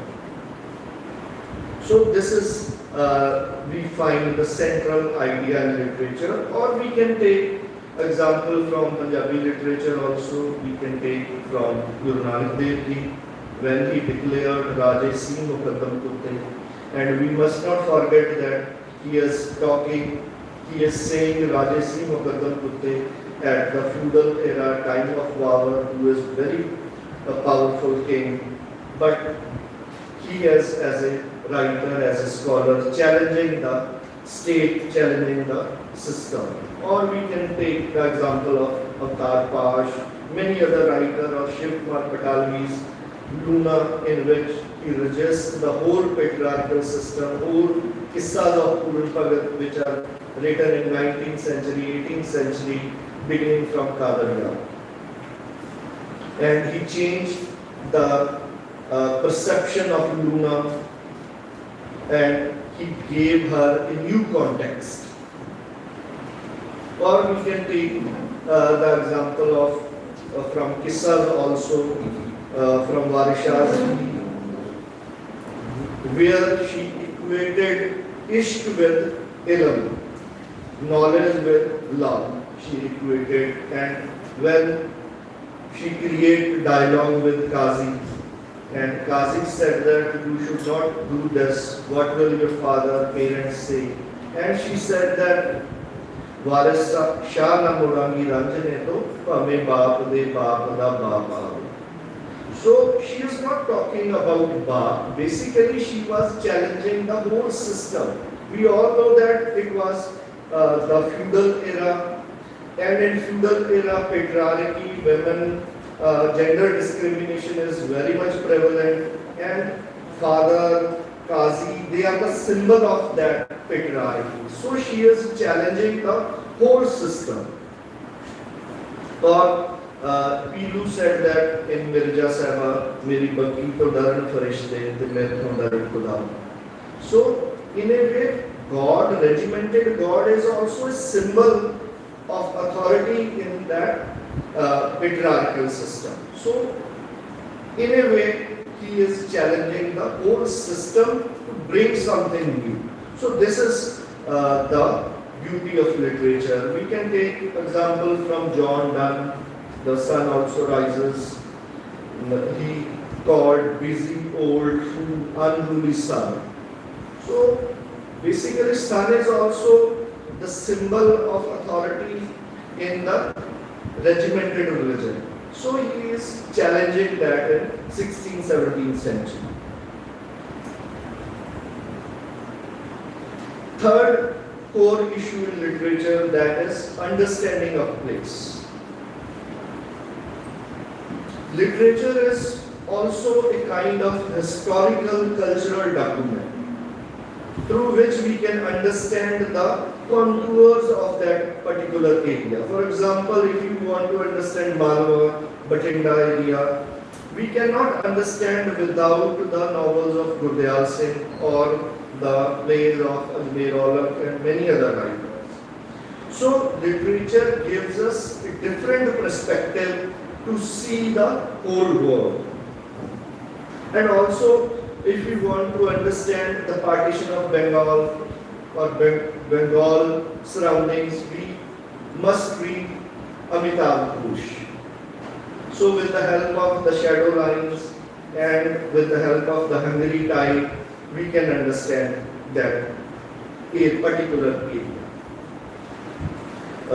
Dear student, मैं तो गल सुनाना madam नाल देखदा संगीता हंडारा एक बार मैं भी थोड़े तरह स्टूडेंट से पढ़दा सी PhD करन दी शुरुआत की एंड मैं थोड़ा सोच रहा सी कि अमिताभ घोष के नॉवलों पे मैं कुछ करना चाहता सी तो मैं कुछ नॉवल इकट्ठे किए उदों ਜਿਹੜਾ ਹੰਗਰੀ ਟਾਈਡ ਇੱਕ ਨੋਵਲ ਸੀ ਹੰਗਰੀ ਟਾਈਡ ਨੋਵਲ ਨਵਾਂ ਆਇਆ ਸੀ ਮੇਰੇ ਕੋਲੇ ਕਾਪੀ ਸੀਗੀ ਤੇ ਮੈਂ ਮੈਡਮ ਨੇ ਪੁੱਛਿਆ ਕਿ ਕਰ ਰਿਹਾ ਮੈਂ ਦੱਸਿਆ ਕਿ ਯਾਰ ਹੰਗਰੀ ਟਾਈਡ ਦੀ ਮੈਨੂੰ ਵੀ ਕਾਪੀ ਦੇ ਆਈ ਹੈਵ ਰੈਡ ਅਬਾਊਟ ਤੇ ਮੈਂ ਤਲਵੰਡੀ ਸੀ ਮੈਂ ਕਿਹਾ ਚਲੋ ਮੈਂ ਜਦੋਂ ਨੈਕਸਟ ਟਾਈਮ ਆਇਆ ਮੈਂ ਲੈ ਆਉਂਗਾ ਮੈਂ ਬਾਈ ਚਾਂਸ ਉਸ ਗੱਲ ਨੂੰ 2-3 ਮਹੀਨੇ ਟੱਪ ਗਏ ਮੈਂ 2-3 ਮਹੀਨੇ ਬਾਅਦ ਗਿਆ ਮੈਡਮ ਕੋਲੇ ਕਿ ਮੈਡਮ ਮੈਂ ਫੋਟੋਕਾਪੀ ਮੇਰੇ ਕੋਲੇ ਹੈ ਤੁਸੀਂ ਲੈ ਮੈਡਮ ਨੇ ਨਹੀਂ no I have arranged it something ਮੈਂ ਤੋਂ ਅਬਰੋਡ ਤੋਂ ਬਾਹਰੋਂ ਮੰਗਾ ਲਿਆ ਸੀਗਾ ਤੇ ਉਸ ਵਿੱਚ ਤਾਂ ਬੜਾ ਵਧੀਆ ਸੁੰਦਰ ਬਣਦਾ ਏਰੀਆ ਉੱਤੇ ਝੀਲਾਂ ਬਹੁਤ ਨੇ ਕਹਿੰਦੇ ਫਿਰ ਮੈਨੂੰ ਇੰਨਾ ਚੰਗਾ ਲੱਗਿਆ ਨਾਵਲ ਮੈਂ ਤਾਂ ਫਿਰ ਸੁੰਦਰ ਬਣ ਵੀ ਜਾਇਆ ਮੈਂ ਘੁੰਮਿਆ ਹੀ ਤੇ ਮੈਂ ਉੱਥੇ ਉਹ ਜਿਹੜੀ ਝੀਲਾਂ ਦੀ ਜ਼ਿਕਰ ਕਰਦਾ ਮੈਂ ਉਹ ਝੀਲਾਂ 'ਚ ਬਹੁਤ ਟਾਈਮ ਸਪੈਂਡ ਕਰਦੀ ਹਾਂ ਤਾਂ ਮੈਂ ਮੈਡਮ ਦੀ ਇੱਕ ਗੱਲ ਉਦੋਂ ਪੱਲੇ ਬੰਨ੍ਹੀ ਕਿ ਅਗਰ ਤੁਸੀਂ ਕੋਈ ਵੀ ਕੰਮ ਕਰਨਾ ਹੈ ਤਾਂ ਉਹ ਇੰਨੇ ਸ਼ਿੱਦਤ ਨਾਲ ਹੀ ਕਰਨਾ ਚਾਹੀਦਾ ਕਿ ਹਜੇ ਮੈਂ PhD ਕਰਦਾ ਮੈਂ ਸੋਚ ਰਿਹਾ ਕਿ ਇਹ ਏਰੀਆ ਦੇਖਾਂ ਮੈਡਮ ਨੇ ਕਿਹਾ ਕਿ ਮੈਂ ਦੇਖਿਆ ਮੈਨੂੰ ਬਹੁਤ ਚੰਗਾ ਲੱਗਿਆ so that I can understand the whole place or gist of literature. So literature gives the pain of humanity. Literature is focused on the pain of humanity as there are other subjects also, means no subject is good or bad, but if most of the historical texts they are focused on facts, but literature is focused on human beings. So literature gives us new perspective to see the things. For example, it is said that history is most of the historical writings they are written from king's point of view, and literature is written from humans, people's perspective. So we can understand this thing with the help of many examples. For example, if we want to understand partition, if we read the historical text, we will find that many Hindus and Sikhs they were killed by Muslims and they will thrown into the train and they were sent to India, and many Muslims were killed by the Hindus and Sikhs, they were thrown into the train and sent to Pakistan. So most of the historical texts they tell us about data, about the number, about the dates, but if we read it from multiple perspectives, if we read Khushwant Singh's Train to Pakistan, we come to know that many Hindus and Sikhs they were killed by their own people while they were saving Muslims, and many Muslims they were killed by their own Muslims while they were saving Hindus and Sikhs. And this is given in Train to Pakistan, how Jagga is killed by their own people. Similarly, Amarta Pritam's Pinjan, she said that beyond killing, this is the focus, partition is focused on women. Women have to suffer without any reason. So literature gives us a different perspective. And Madam also gave the reference of George Orwell, 1984. So literature is also futuristic also, as history is about the previous record, but literature is futuristic also. Basically, George Orwell's that novel 1984, it is written in 48, and George Orwell suggests certain elements which are going to happen in 1984. The famous line you all will be familiar, the big brother is watching you, the surveillance and all these things. So literature is futuristic also. Or we can take the example of Brave New World. It was written in 1930s, but it was talking about 2035. So literature is futuristic also. We are all familiar with the dictum that जहाँ न पहुँचे रवि वहाँ पहुँचे कवि. So literature gives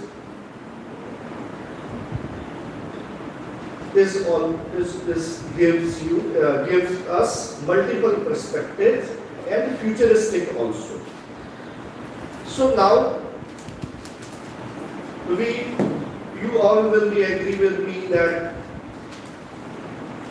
if we say that literature is the representation of human pain, human behavior, and human is not static. We are all in motion. Matter in motion is the physics formula. That everything is in motion, nothing is static. So if human is not static, it means literature is not static. It is changing with the changing of humans. And humans are changing with the changing of society, changing of system. So you all will be agree that with the changing of time, literature is also changing. And this is also science law that when we develop the things with the invention of science, with the invention of technology, the things, the society will turn from simple to complex. The society will turn from simple to complex with its development. So we are all, human civilization is also developing. Broadly, if we historically say that what is the history of human civilization, we divide it into 4 parts.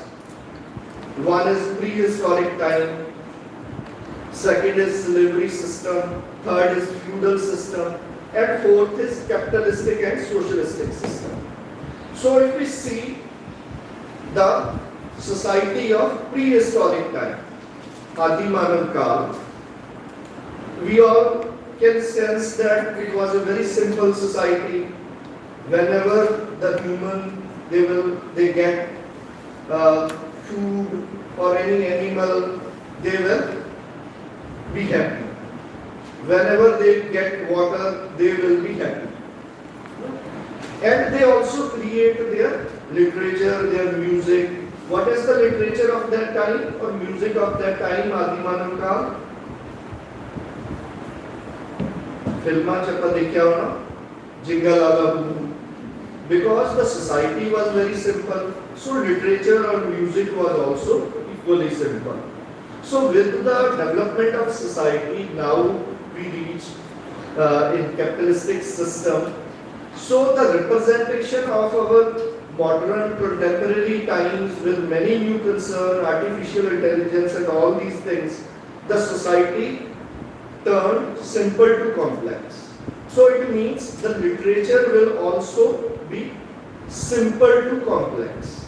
So in order to understand the complexity of a piece of writing, piece of literature, we need certain sophisticated tools. So theory is basically that kind of tools, with the help of which we can understand, categorize that complexity which is lying in the literature. I'm saying this thing and underlying especially these things because nowadays in contemporary times, a lot of hue and cry that this is the end of theory, there is no need of theory, theory is all nonsense, so we must throw the theory into dustbin. We are merely copying Western or Eurocentric theories. Yes, it is right, we are following, but we must create our own theories, there is no doubt about it. But we cannot understand the complexities of literature without that theory. So my position is that theory is very inevitable and indispensable to understand the complexities of literature. So this is the first part of my lecture. In the second part, I will try to get certain insights which are given by Edward Said in his essay, Secular Criticism. As I told you earlier that we have this We know Edward Said because of post-colonial criticism, contra-purple reading, and his very famous book, Orientalism. In this term, secular criticism, it may be that secular criticism, it means it is anti-religious, or it means it is profane, unholy, not religious, but this term has nothing to do with religion or anything. Rather, he is challenging the one type of theory that is considered as a universal theory. So he is challenging that the concept of universal theory, and he was saying all these things in the last decade of 20th century, and we are all familiar with the fact that this was the time when postmodernism, Derrida's deconstruction, structuralism, post-structuralism is a highly fashion.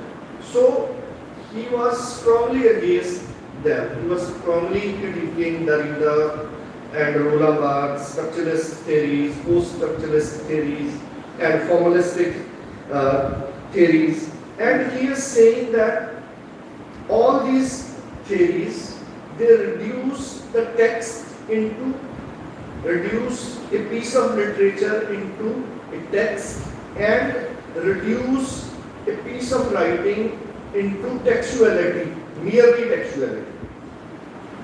As Derrida, we are all familiar, said that there is nothing outside the text, or Roland Barthes said that the death of the author. However, he was not against any physical death of the author, rather he was challenging the authority of the author, so that the reader also gets some space. So, he said that all structuralist, post-structuralist, formalist, postmodernist and deconstructionist theories, they reduce literature into textuality.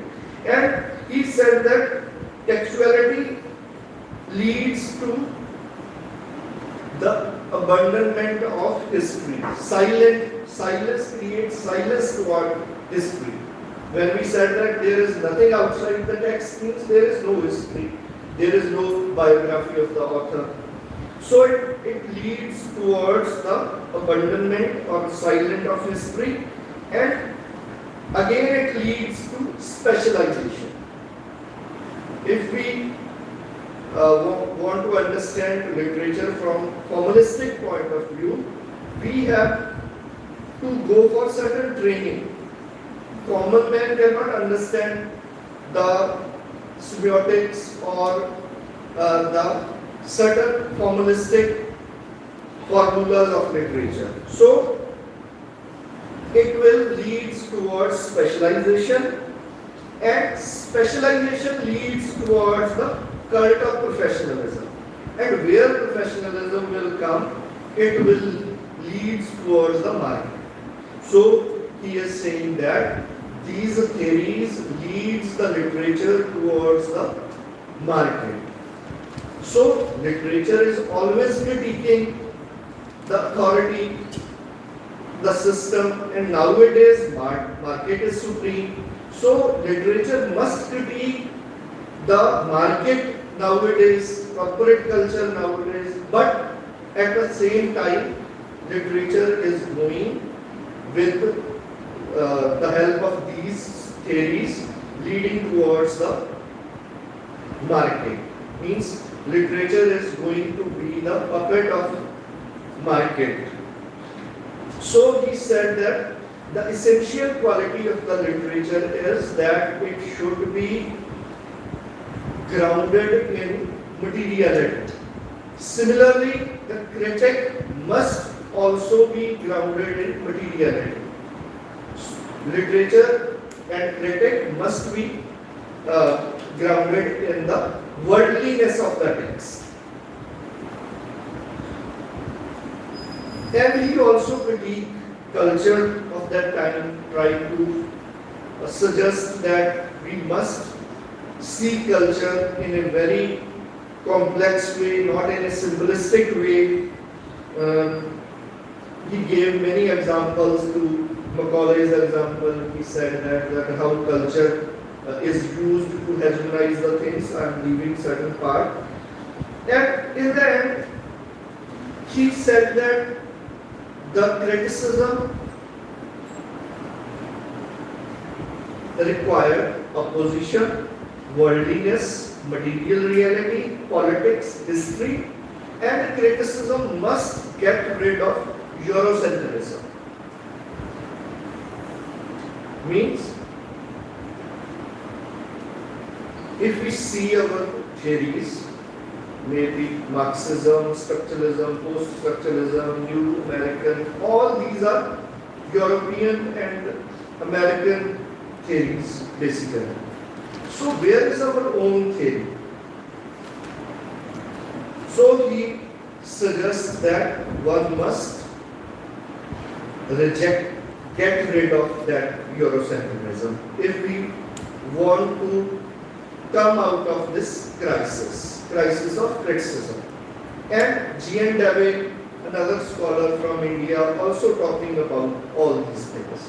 That if you see criticism, or Punjabi criticism or Indian criticism, we will see that most of them they can be divided into two broad categories. One is communistic and second is Marxist. Or some people say that there are two types of theory. One is Marxist theories and another is non-Marxist theories. So,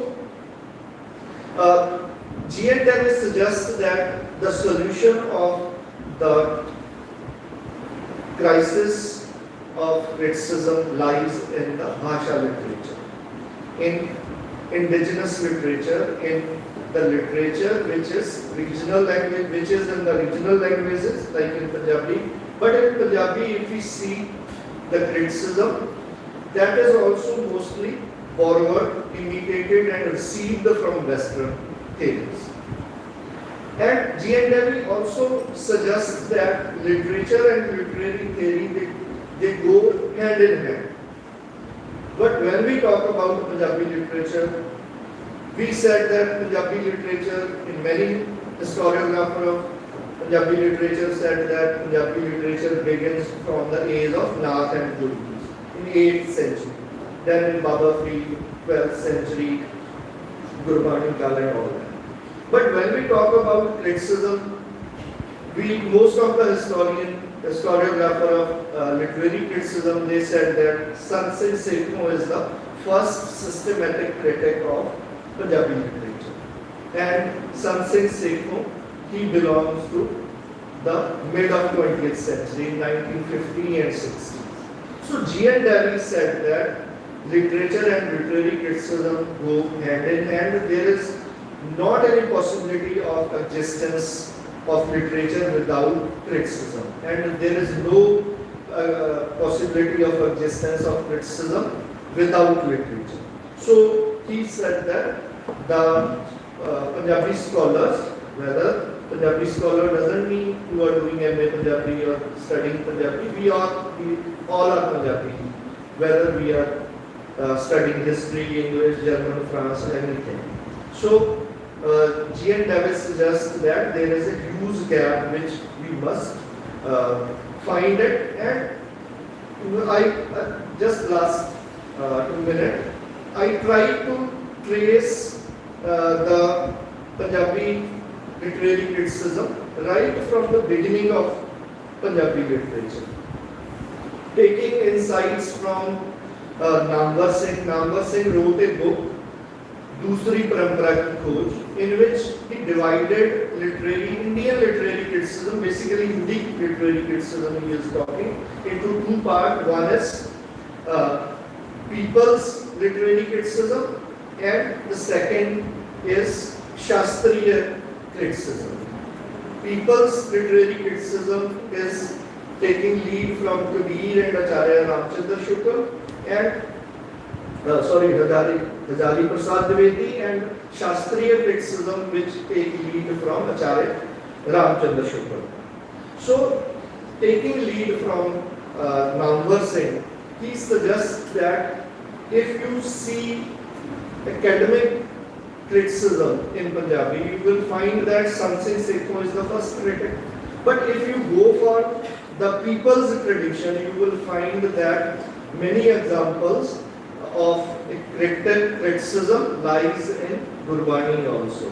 Literary criticism lies in Gurbani, lies in Baba Farid also, lies in Qissa also. I will give only one example and finish my lecture. Baba Farid wrote, Tan tapੈ tanur jiਉ, balan had balan, peri thakka sir jula, je mu piri milan. Means, if I want to go to meet my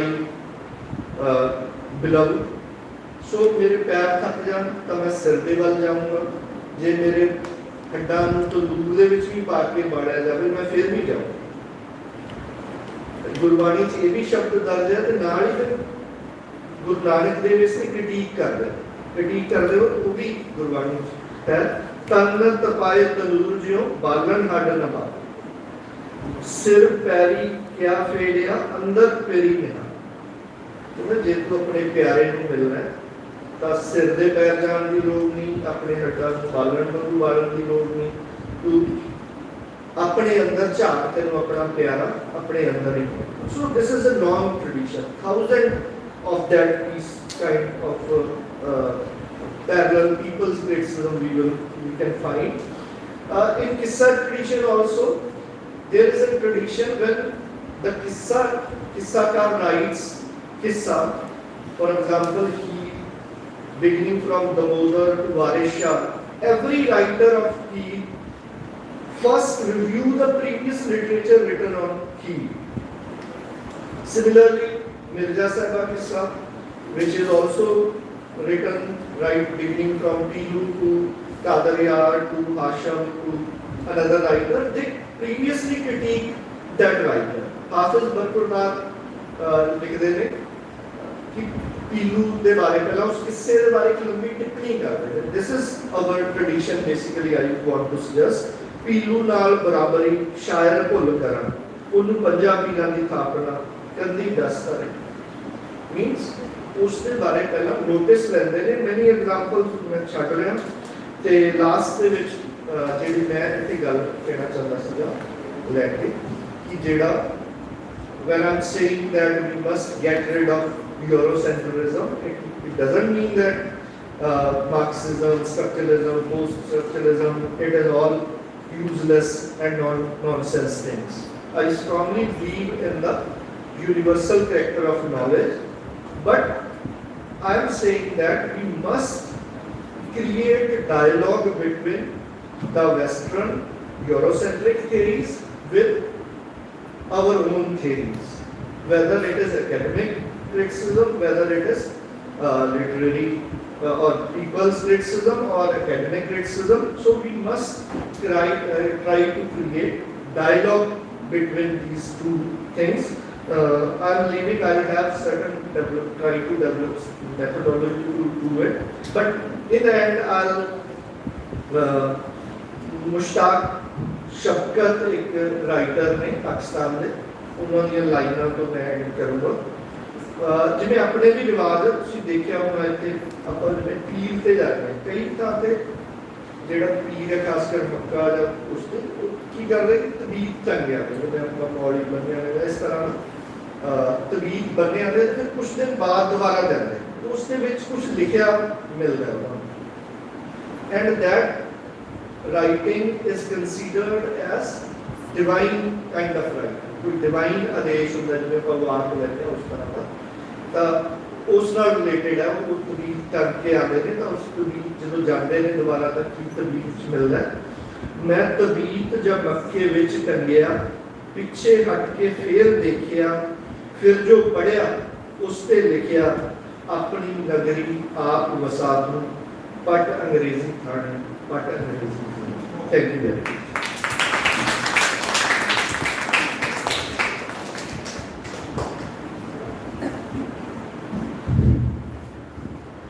It reminds me that literature is a news which stays news, and sometimes which I generally quote in my class, that literature is sometimes something.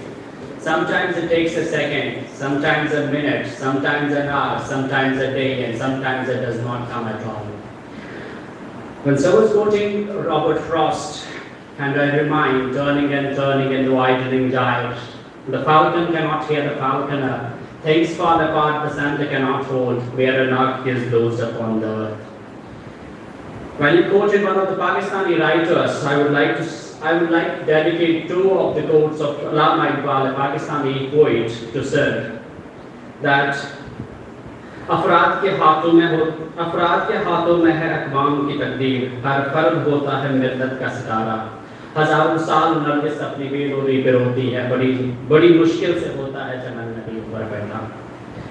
Now with it, thank you very much, sir, for this inspiring and aspiring speech, and enlighten us with such a wonderful recent, we can say, theories.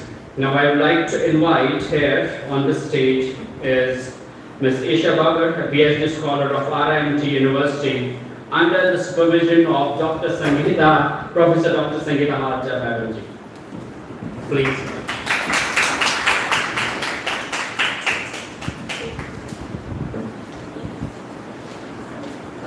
Before starting, I would say I'm the luckiest one that I am under the supervision of Dr. Sangeeta Haja Banerjee. Thank you so much, ma'am, for guiding me at every part, every corner of my life. So I am a very good afternoon. Thank you. So a very good afternoon, respected chairpersons, honorable faculty members, distinguished scholars and fellow members, and my esteemed audience. Thank you so much. A very good afternoon to all of you.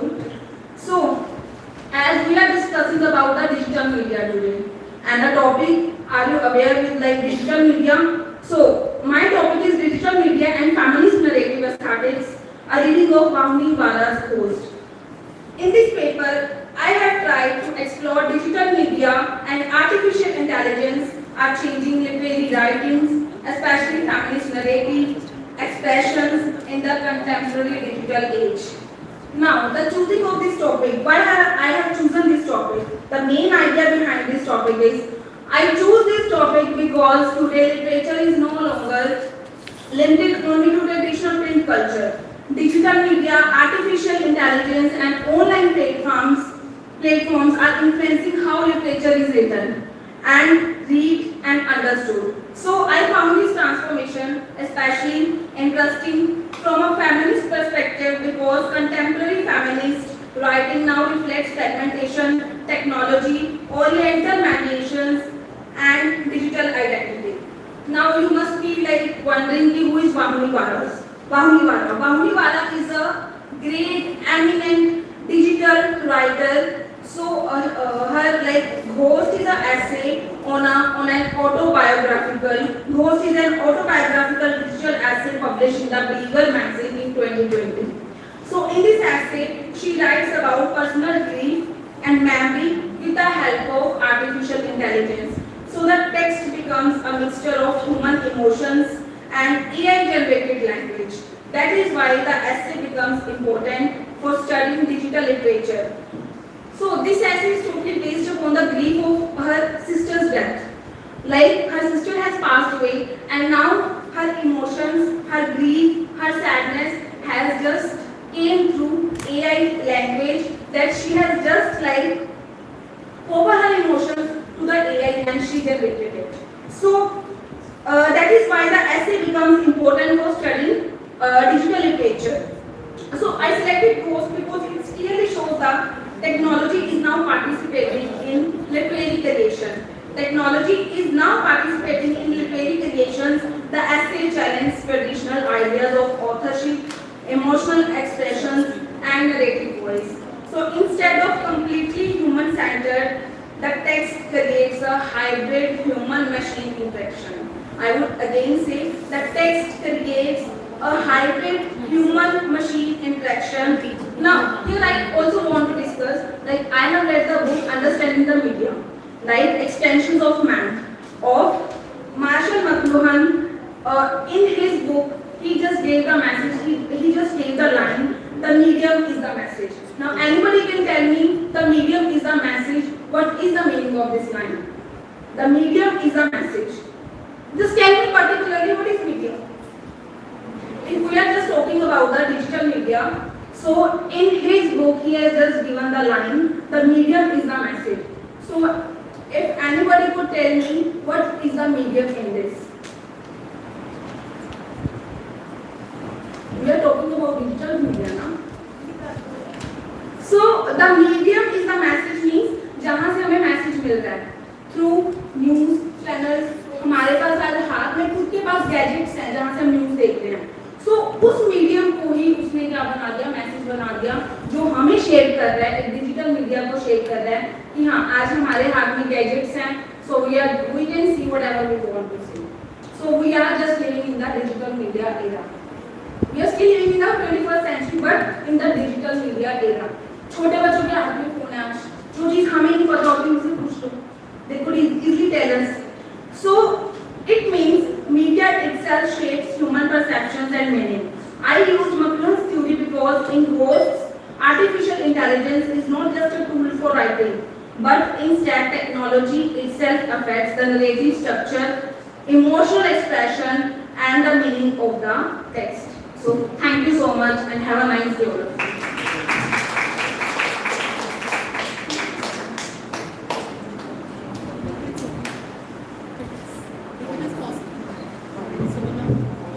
Thank you so much, madam. Now I would like to invite Miss Amandeep Kaur Sidhu, Assistant Professor in Sri Aurobindo College of Commerce and Management, Ludhiana, to present the paper. Madam, please come on, guys. Thank you so much.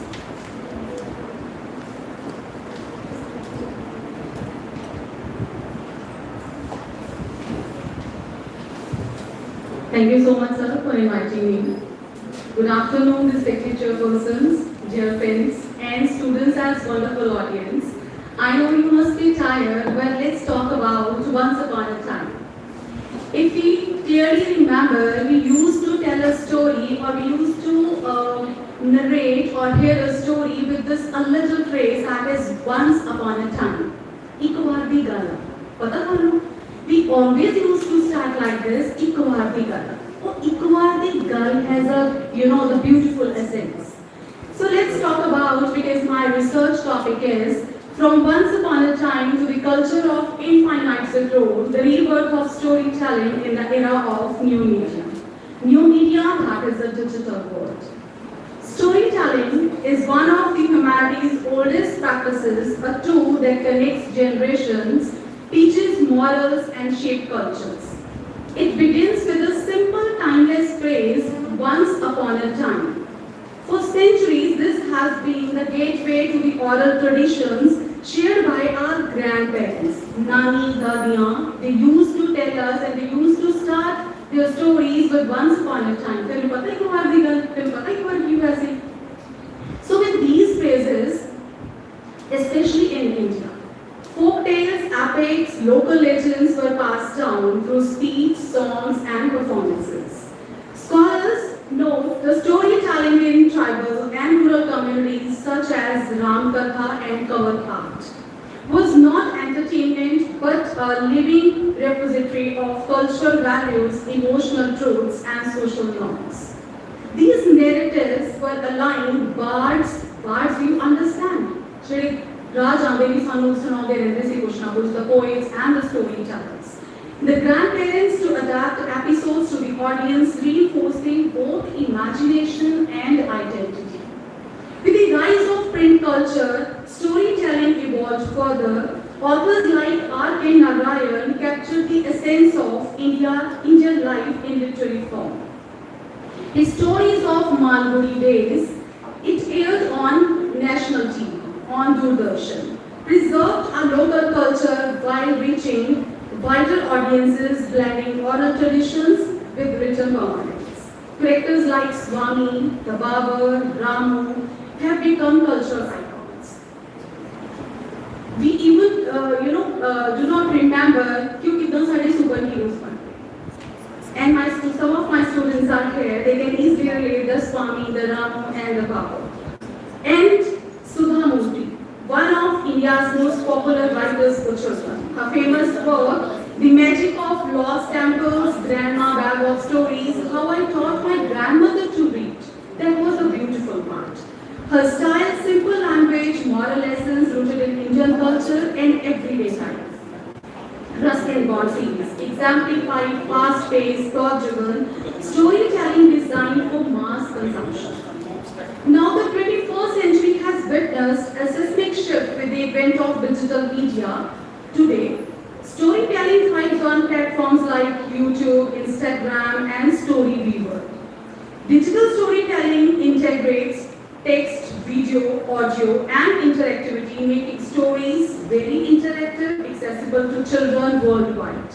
Cartoons, animated series, and interactive apps carry morals, cultural lessons in engaging format.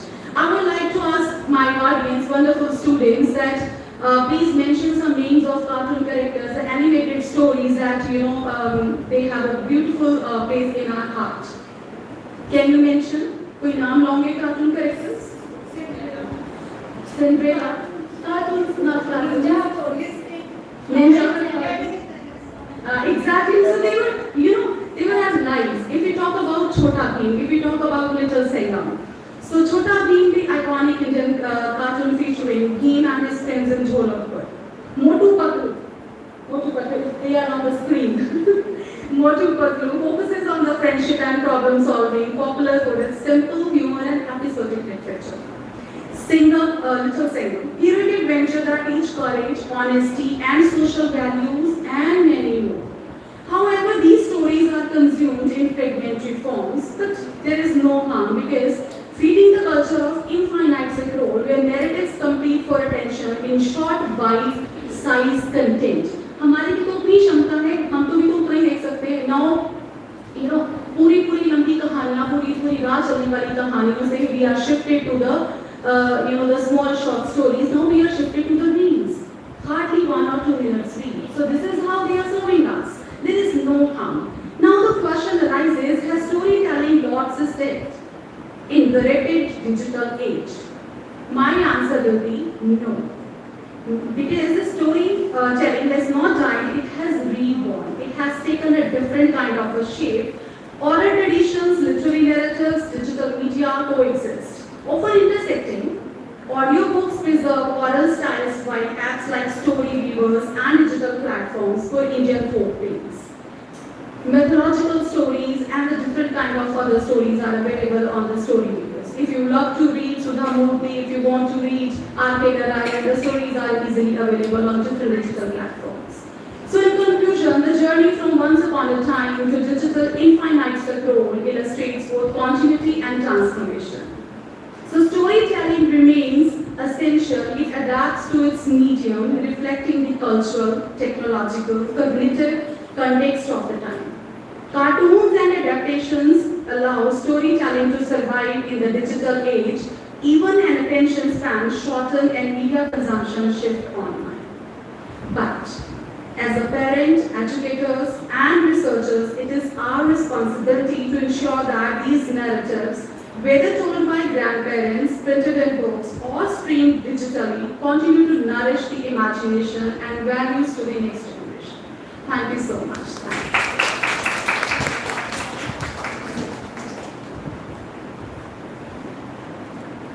Thank you so much, ma'am.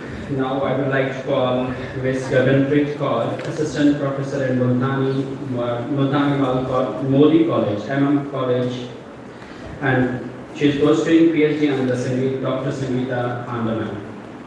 Now, ma'am, kindly on the stage. Thank you, sir. Good afternoon, one and all present here. My topic is Jerry Pinto's murder in Mahim, a study in spatial dynamics. So one of the new concerns in literature is queer literature. So I am focusing on that. My paper focuses on queer bodies and the production of space with reference to Jerry Pinto's novel Murder in Mahim. any discussion pertaining to sexual identities is incomplete without discussing the role of space in shaping them.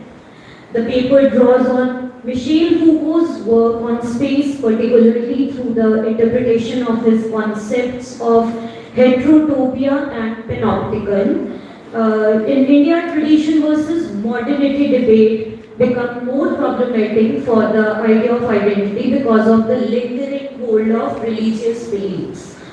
Here, sexual minorities are still struggling with the issues of visibility as there is a dearth of queer spaces. Queer spaces in India have largely existed in the private realms as heteropatriarchal understanding of space has largely ignored queer subjects who can alter or subvert normative sexual practices.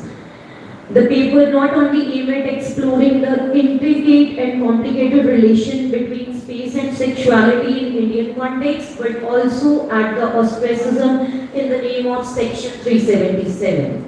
So Jerry Pinto is a Mumbai-based Indian English poet, a short story writer, novelist, and a journalist. His work Murder in Mahim is a murder mystery which throws light on the Indian scenario of homosexuality after the Supreme Court upholding of Section 377. Set in Mumbai, the story revolves around the investigation of murder of a young man, dead body found in the toilet of the Matunga Road railway station. Through the investigation, Pinto has explicitly portrayed the hidden gay subcultures of Mumbai. The book has multiple references to gay bars, cruising parks, public toilets and streets. The railway system is a pivot around which Pinto's narrative revolves. The main spots for cruising are the men's restrooms of Mumbai railway station. So queer geography as an academic field primarily emerged in 1990s, which outlined the nature of desire at a particular space. Positive approaches to geography understood space as containing social relations and events, where space was conceptualized as an objective physical surface with fixed characteristics. But in the 1970s, radical approaches such as feminist, post-structuralist, psychoanalytical theories problematized or challenged the relationship between subject and space. Currently, any critical perspective on space is based on various factors such as language, law, hierarchies, and power relations. Space can no longer be conceptualized as a pre-existing entity which is to be only filled by human activity. Rather, it is understood as the product of the complexities, the interlocking and the non-interlocking of relations from the cosmic to the intimately tiny. And precisely because it is a product of relations which has to be carried out, space is always in the process of becoming. It is always being made. Butler, in her book Gender Trouble, Feminism and the Subversion of Identity, argued that gender is repeated stylization of the body, a set of repeated acts within a highly rigid regulatory framework. Likewise, space can be considered as brought into being through performance and as a performative articulation of power. The study of space intersects with various other disciplines. The epistemological and ontological bases of space are different to grasp, as it is not a physical object that can be touched. Space is not simply a territory or mere container, it is more than that. It is a continuous production process which involves a complex interweave of actors and material components. So likewise, Michel Foucault speaks on the overlapping of identity and space through the term heterotopia, which he coined in his lecture given to a group of students. Heterotopias was published by a French journal in 1984, although it focuses on spatial relation in the field of architecture. Its implication could be extended to various disciplines. Foucault defined heterotopia as places that do exist and that are formed in the very founding of society, which are something like counter sites, a kind of effectively inactive utopia in which the real sites, all the other real sites that can be found within the culture, are represented, contested, and inverted. In general, heterotopias are sites or an alternative space that functions in non-hegemonic condition. It has been used to explore the concealed and marginalized spaces of sexual other. The paradox of heterotopia is that they are both separate and connected to all other spaces, and this connectedness builds contestation into heterotopias. Heterotopias offer the possibility of resistance as well as promises of formulation of new knowledge which does not question the dominant other. So, Foucault argues that the anxiety of our era has to do fundamentally with space, because the dichotomies between various spaces such as family and social spaces, private and public spaces. Space is always a problem for sexual other. In Murder in Mahim, Pinto depicts this problem through the various characters. The book uses murder as a device to peep into the gay subcultures of Mumbai. Through Peter, Pinto explores an alternate universe. Pinto reflects upon the various other spaces during his investigation. The local trains, railway stations of Mumbai are other spaces that could be understood in terms of Foucault heterotopia. To conclude, it can be seen that space is an important part of production of identities, as space and identity are mutually constituted. In Murder in Mahim, Mumbai becomes a site of contradiction as it produces queer spaces, and it is also a place where sexuality is politicized. Pinto description of various sites like gay addas, glue, railway stations, streets, darkness of Marine Drive, gay bashes can be interpreted as a space of escape from heteronormative oppression. These heterotopias are liminal spaces which provide an alternative to the set norms of the city life. So dominant spaces and heterotopias cannot exist simultaneously. Where one exists, the other ceases to be. Thank you.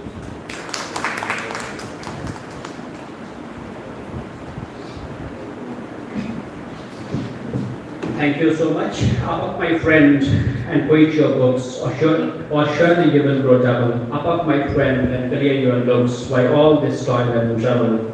One impulse from the vernal word may teach you more of man and of moral and land of word than all the sages can. Now, on the stage, I would like to call Mr. Sumit Garg, Assistant Professor, University of Budena. Sir, kindly order the stage.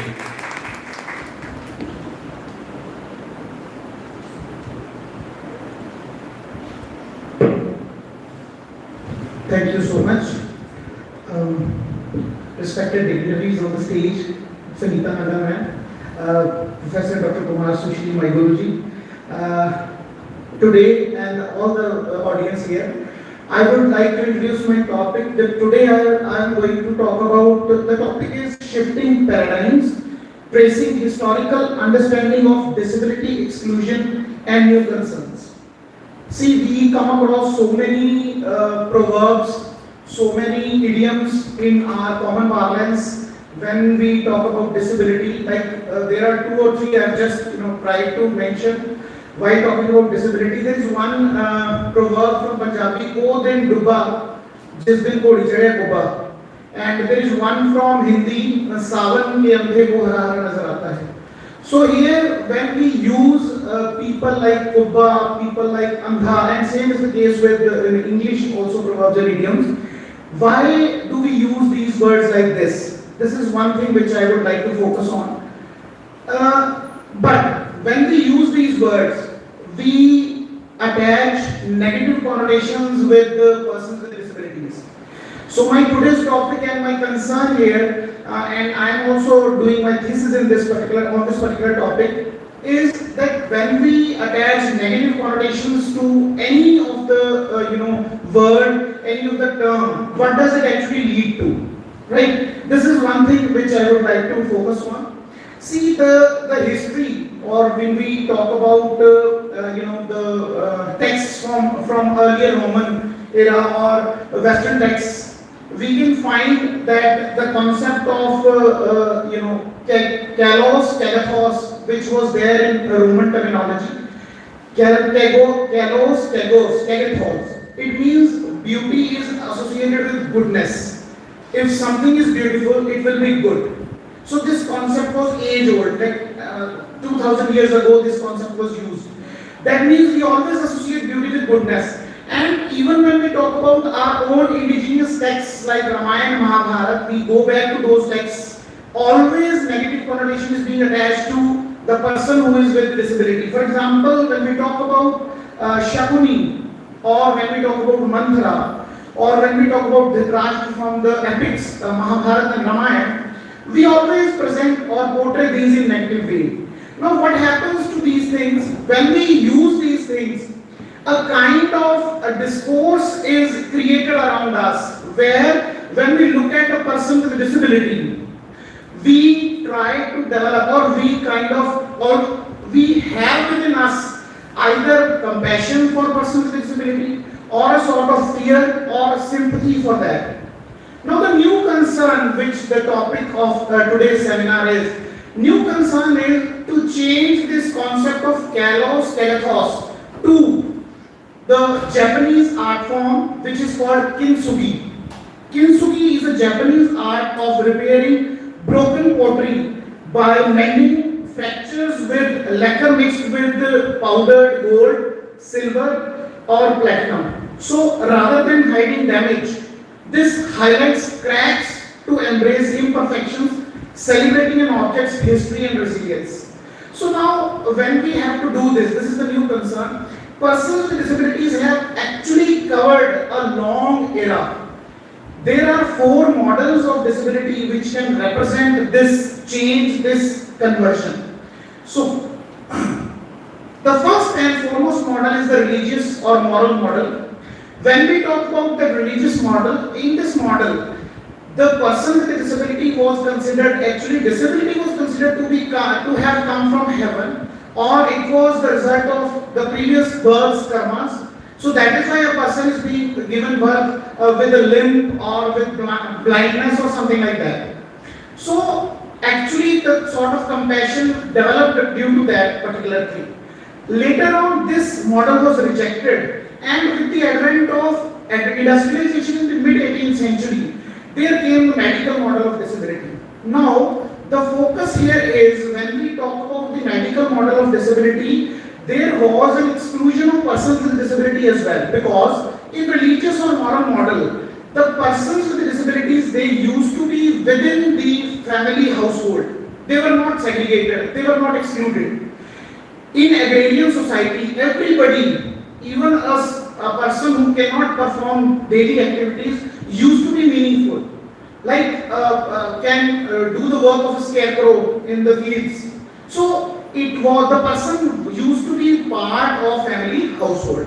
But due to industrialization, the body became very, very important. And here comes the medical model. The medical model focused on body. See, a person with a whole body was actually needed. Why he was needed? Because to produce, in the factory, 24/7. So the person who was dependent on that very particular person, that means a person with a disability, was segregated from the family household. How? Asylums were built, prison houses, work houses, they all were developed during those times.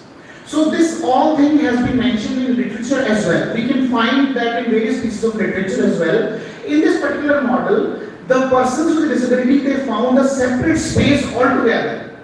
So, but it was also, the condition moved on. There was one improvement in the medical condition of people, that they were adhered to.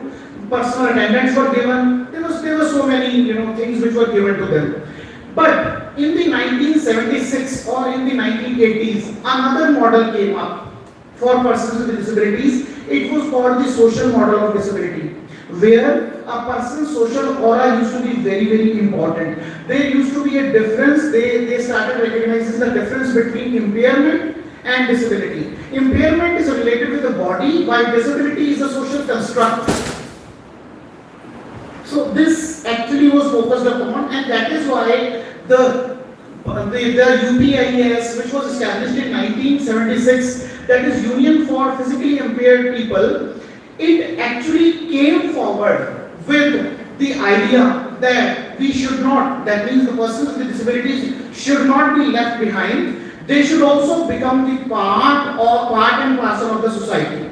So that is how things change with the arrival of social model of disability. But at present, the model which is prevalent is the cultural model of disability, where in each and every cultural aspect, like I have given you the example of some proverbs, some idioms, they are also to be focused upon. General discourse is also to be focused upon. Cultural, locations, cultural points, a few things are to be focused upon in order to ameliorate the situation, the condition of persons with disabilities.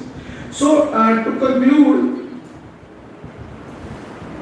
I would like to say that if we have to move from the position of kalos kagathos to the kintsugi, we need to actually focus on the new concerns which are there. In the digital media nowadays, you will find Paralympics going on, you will find so many movies like Sitare Zameen Par, you will find Tare Zameen Par, all these things are coming up. Why? Because the society has changed its perception and the paradigms have changed. And we also need to focus more and more so that persons with disabilities situations can be improved as compared to earlier times, because they are also the reflection of our society. Thank you so much.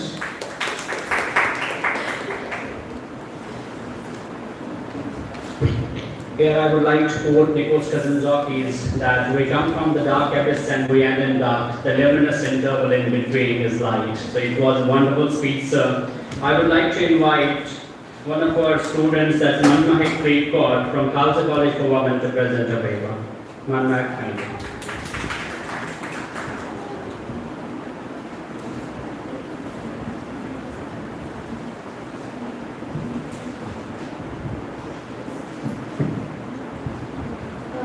Respected chairpersons and honorable faculty members and my dear friends, a very warm good in promoting unrealistic beauty standards and the illusion of a perfect body. So, at the outset, I would like to express my humble gratitude to Mr. Javed sir for his unwavering support, and under his able mentorship, I have been able to shape this research effectively. So, in today's digital era, social media platforms like TikTok, Snapchat, Instagram, you name it, these are not just communication tools. These are powerful engines that shapes our perceptions, identities, and even aspirations, right? So our influences on these platforms, they impact, they hold immense power to impact the lifestyle of millions of people. However, this power has a dark side. Our research explores that this dark side creates the illusion of a perfect body. The motivation stems from a troubling observation. Young audience these days, they are attached to these social media platforms. Younger audience are increasingly comparing themselves to these digitally altered images that they see online, and which leads them to be dissatisfied with their own appearance. Through qualitative analysis of social media content, our research highlights how what we see online is highly curated, idealized, altered, and far, far, far away from reality. So, standards like slim waist, flawless skin, big eyes are dangerous perceptions. They are dangerous perception that creates this perception that these are easily attainable, which are not. You need to put a lot of efforts to attain those. So to understand this better, we have adopted a Lewin-Festringer's social comparison theory, which suggests that individuals evaluate themselves by comparing with others. If you apply it here, younger audience that uses the social media platforms, they compare themselves to these digitally altered images or versions of individuals, and which leads to them being dissatisfied with their own bodies. Anxiety, depression, and even eating disorders are some of the problematic issues that are created by this. So, in conclusion, social media offers immense creativity. We can all agree with that, but it also constructs unrealistic ideals. So, we hope to address this issue, we hope we need a collaborative effort to encourage diversity, promote media literacy, and influencers need to recognize their bad impact and encourage and offer honest and inclusive portrayals. Thank you.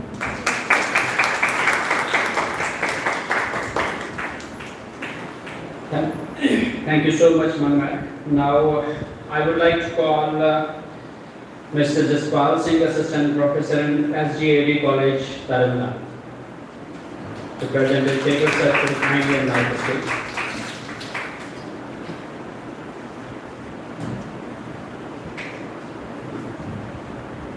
Good afternoon, everyone. It's a really matter of honor for me that for giving me such an opportunity to make a presentation in front of all of you. And there is a motivational force behind me that is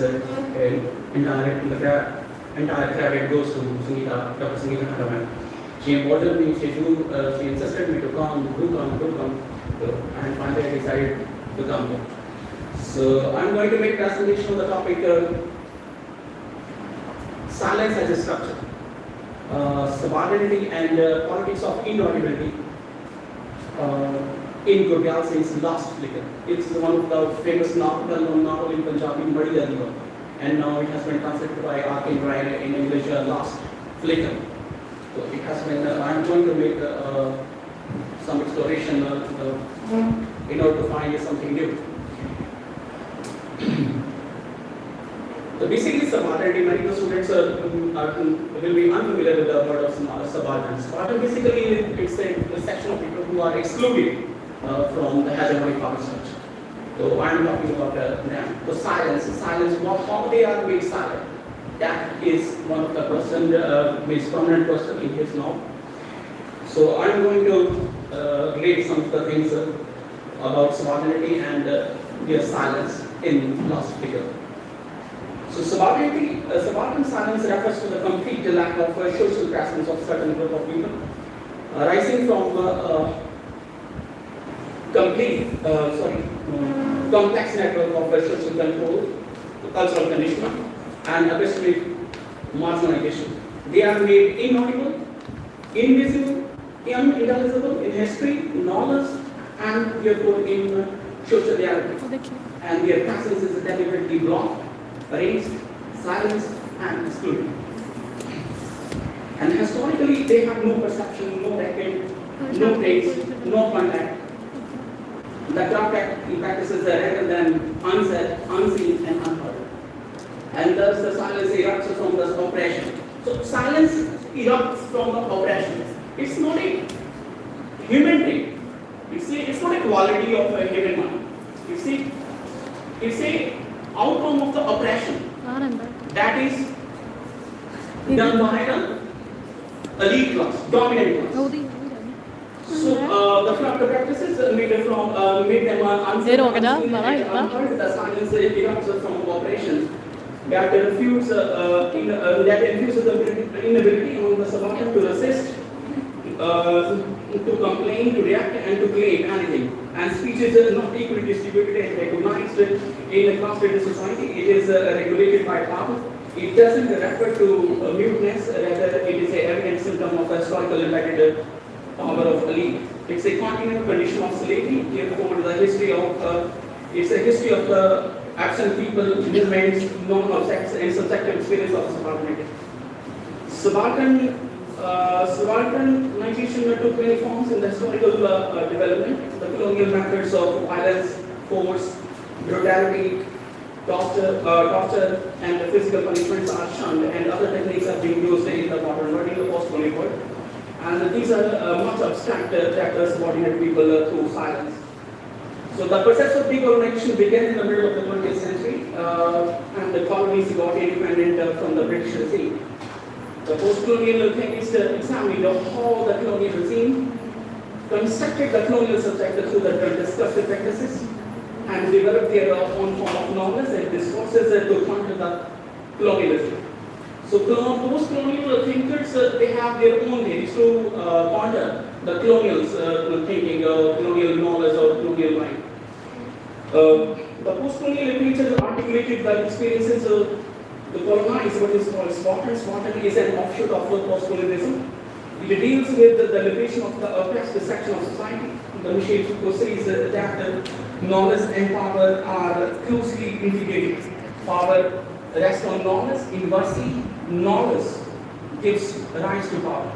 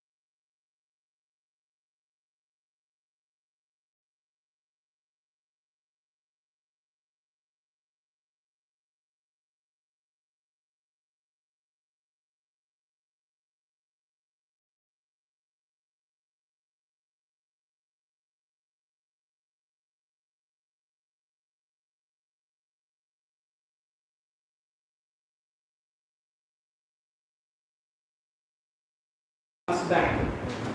So I have got a message that your time is over, so I am going to wind it up. I try to conclude it not. So at last I conclude that the study is set out to examine my paper, set out to examine the silence known as the mere absence of speech, but its structure and the politically charged phenomena embedded within the relation of power, ideology, and representation. By bringing together the critical insight from the analysis of Marxism and Spartan study and applying them to the literary work of Vidyasingh. The paper has attempted to reconceptualize the silence as a condition of sovereignty, a mode of expression. The central argument has been that the silence operates at a multiple level, discursive, social literary and linguistic, and that its meaning can only be understood by situating it within these overlapping frameworks. Thank you. Thank you so much, sir. Now I would like to call upon Ms. Harmanpreet Kaur, lecturer of English, Guru Nanak Dev Ji College, Ludhiana. She is, last but not least, attend or present her paper, and with her elegance, we are going to conclude this offline session today.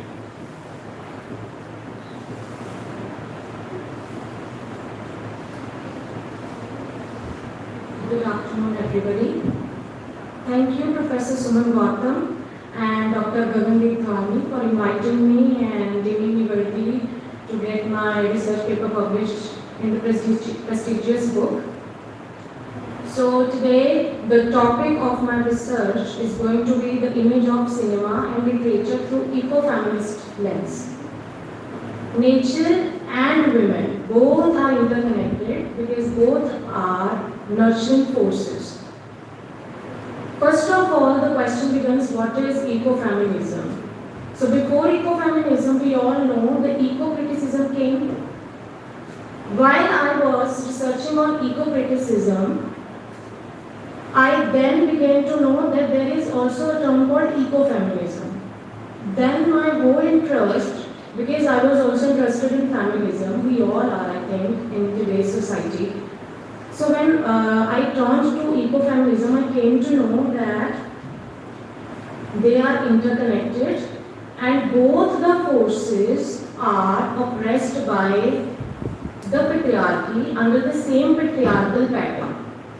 The only difference is that nature is getting oppressed by the capitalist under capitalist pattern, and the woman is getting oppressed by, though woman is really powerful in today's society, but still there is a need to change.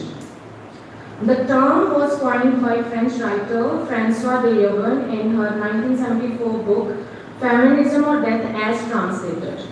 Key ecofeminist theorists and writers include Françoise de Yogan, Vandana Shiva, Maria Mais, Carolyn Merchant, Vagari Bhattamathai, Wal Plumwood, and Carol J. Adams, and many. Ecofeminist concerns in cinema. Our cinema is not only the movies or documentaries, our cinema, like literature, also is a mirror of society, and that is why we get interested in cinema and we get influenced by it. Various movies like Sherni, Irada, Amma Meri, Bhediya, Kadvi Hawa, Jal, Highway, NH10 draw profound connection between women and nature. These movies depict struggle and integral participation of women in preserving nature against same patriarchal pattern which leads to capitalist hegemony. Movies like Highway focus on female liberation and portray nature as healing space. Now it comes to literature and ecofeminism. Novel The God of Small Things, very famous novel by Arundhati Roy, links the degradation of Meenachal River with the subjugation of Ammu and the lower caste Velutha, highlighting shared exploitation of the small by dominant structures. In Alice Walker's The Color Purple, Shub teaches Sally to find the divine in nature. Example, the color purple in the field, shifting her mindset from restricted, abusive reality to interconnected, appreciative worldview. Literature and some symbiotic relationship. What is symbiotic relationship? Symbiotic relationship is when all the species present in the nature give equal entity. Vandana Shiva's Staying Alive, Women, Ecology and Survival in India highlights the concept of Prakriti, Shakti and Purusha. Prakriti, feminine principle in nature, Shakti, the feminine energy of cosmos, and Purusha is masculine energy of cosmos. Without Shakti, existence is not possible. The disrespect of Prakriti leads to imbalance, destruction, reflecting larger disregard for the feminine. An appeal in ecofeminism. Ecofeminism not only presents the role of women in conservation of environment, but also appeals for symbiotic relationship between humans and nature, calling for non-hierarchical and collaborative society that encourages nature over capitalism, consideration of equal entity of all the genders and species, along with sustainability and care over consumption. Novel like Life of Pi by Jan Martel challenges patriarchal domination of nature, advocating for coexistence rather than conquest. Coexistence again, that all the species have equal rights to coexist and human beings have no right to dominate other species. Pi's survival depends on forming respectful bond with the tiger named Richard Parker, viewing nature as equal connected entity rather than a resource to be connected. I would like to, because I am from the college, I studied at the college where Sahib Ludhianvi Saab belonged to. And Sahib Ludhianvi, though he wrote in some different context, in the context of love, he wrote that तू मेरी जान मुझे है तो हसरत से ना दे. हम में से यहाँ कोई भी नूरों जहांगीर नहीं, हम में से यहाँ कोई भी नूरों जहांगीर नहीं, तू मुझे छोड़कर तो ठुकराकर भी जा सकता है, तेरे हाथों में मेरे हाथ है जंजीर नहीं. So I would again focus on तेरे हाथों में मेरे हाथ है जंजीर नहीं. That is how we should live with nature, by making our hands in the hands of nature and not trying to dominate it. That was all. Thank you, ladies and gentlemen. Thank you for listening.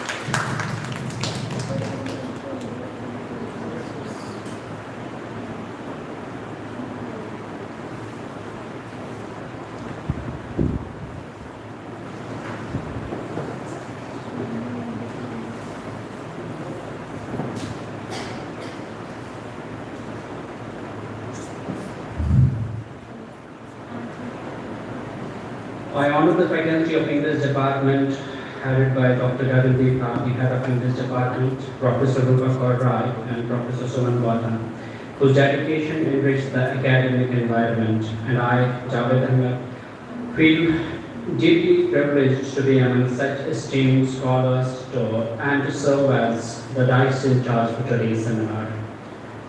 On the behalf of organizing committee, I extend my heartfelt welcome to all the delegates present here to One Lifetime and those who join us virtually as well. For honoring session, we shall wait for some time as the principal ma'am is heading towards the seminar hall. For honoring, it's our guests and delegates. So we need to wait for some time as principal ma'am and HOD ma'am, they are heading towards the seminar hall.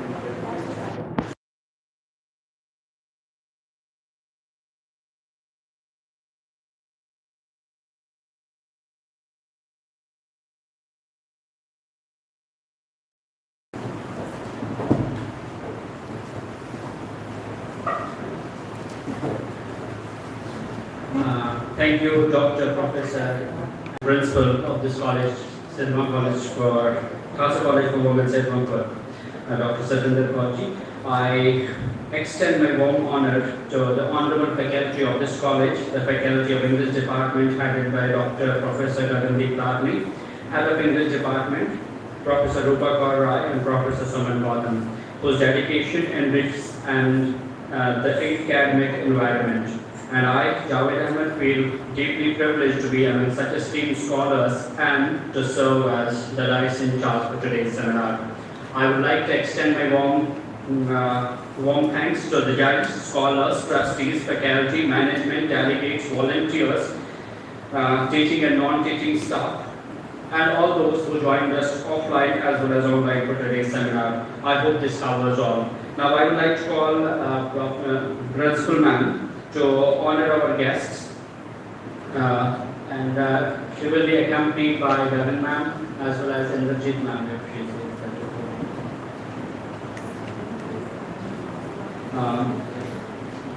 now I would like to call Sangeeta Ma'am. Sangeeta Ma'am kindly join the team for honoring.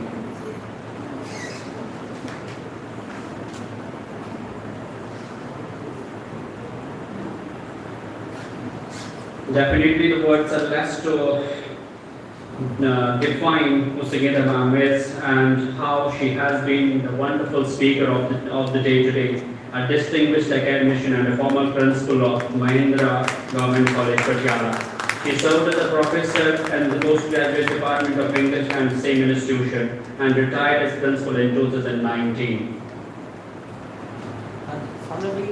A visionary academician and inspiring leader and a guiding force for the field of higher education.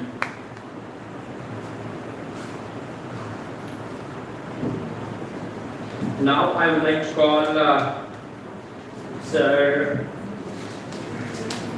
Sushil Kumar. Professor Sushil Kumar kindly lights on stage.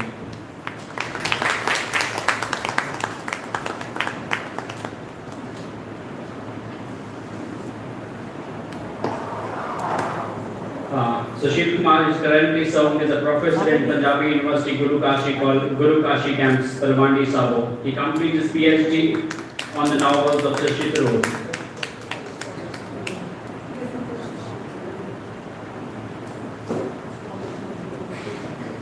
Now I would like to call on Isha Babar kindly join us on the stage. Okay. All the scholars kindly come on the stage for a good group photograph.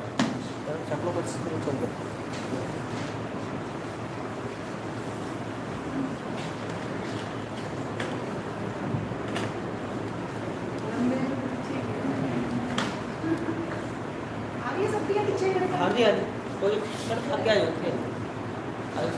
कोई sir नाम please sir कोई इनके सामने sir यानी हाँ जी सामने please wait सामने please thank you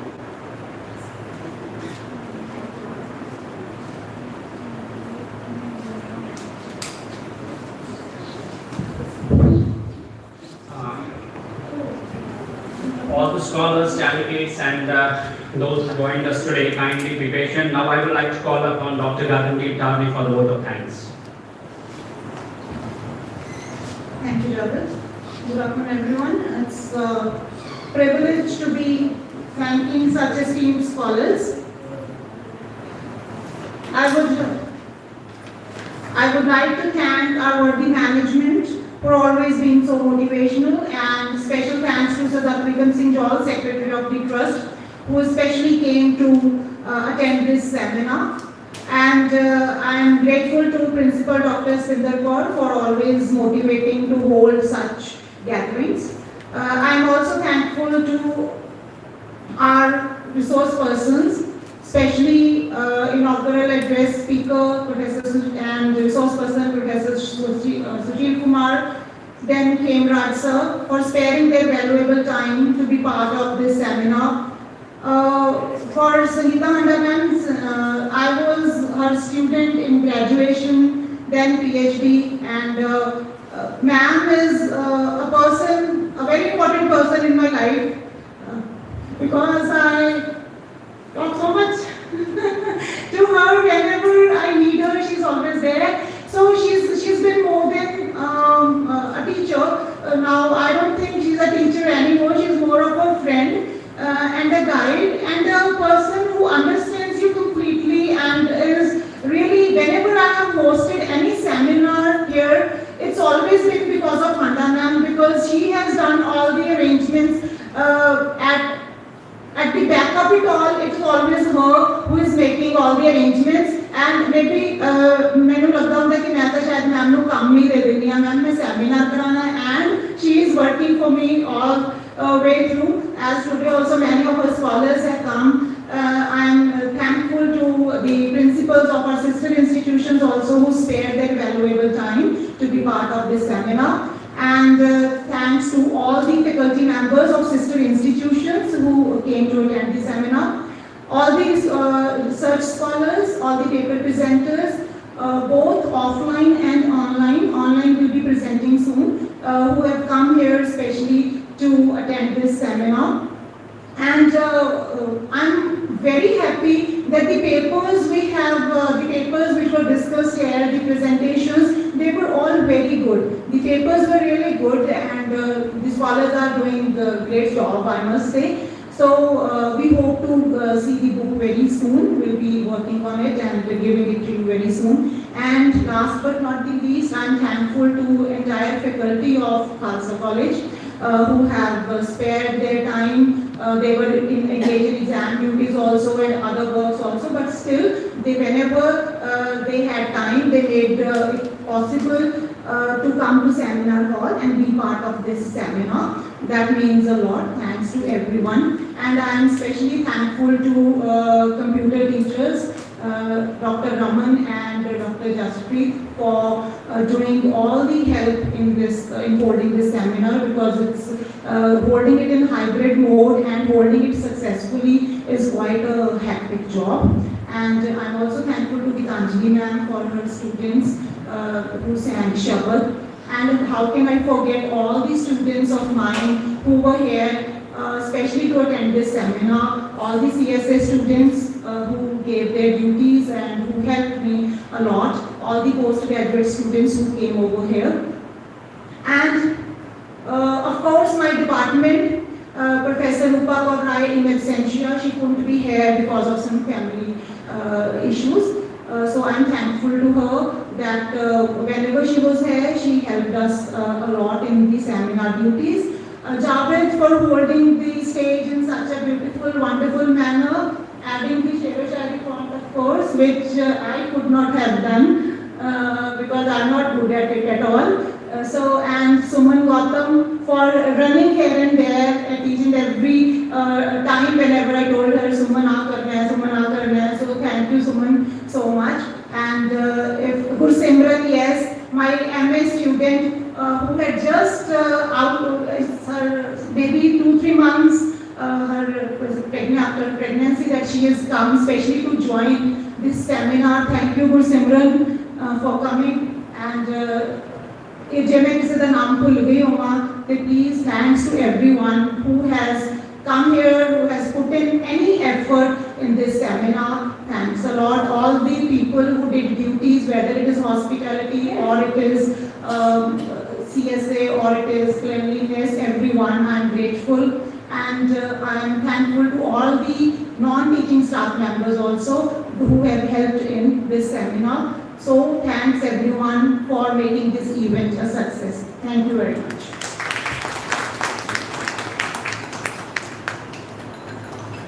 Now we'll move for lunch.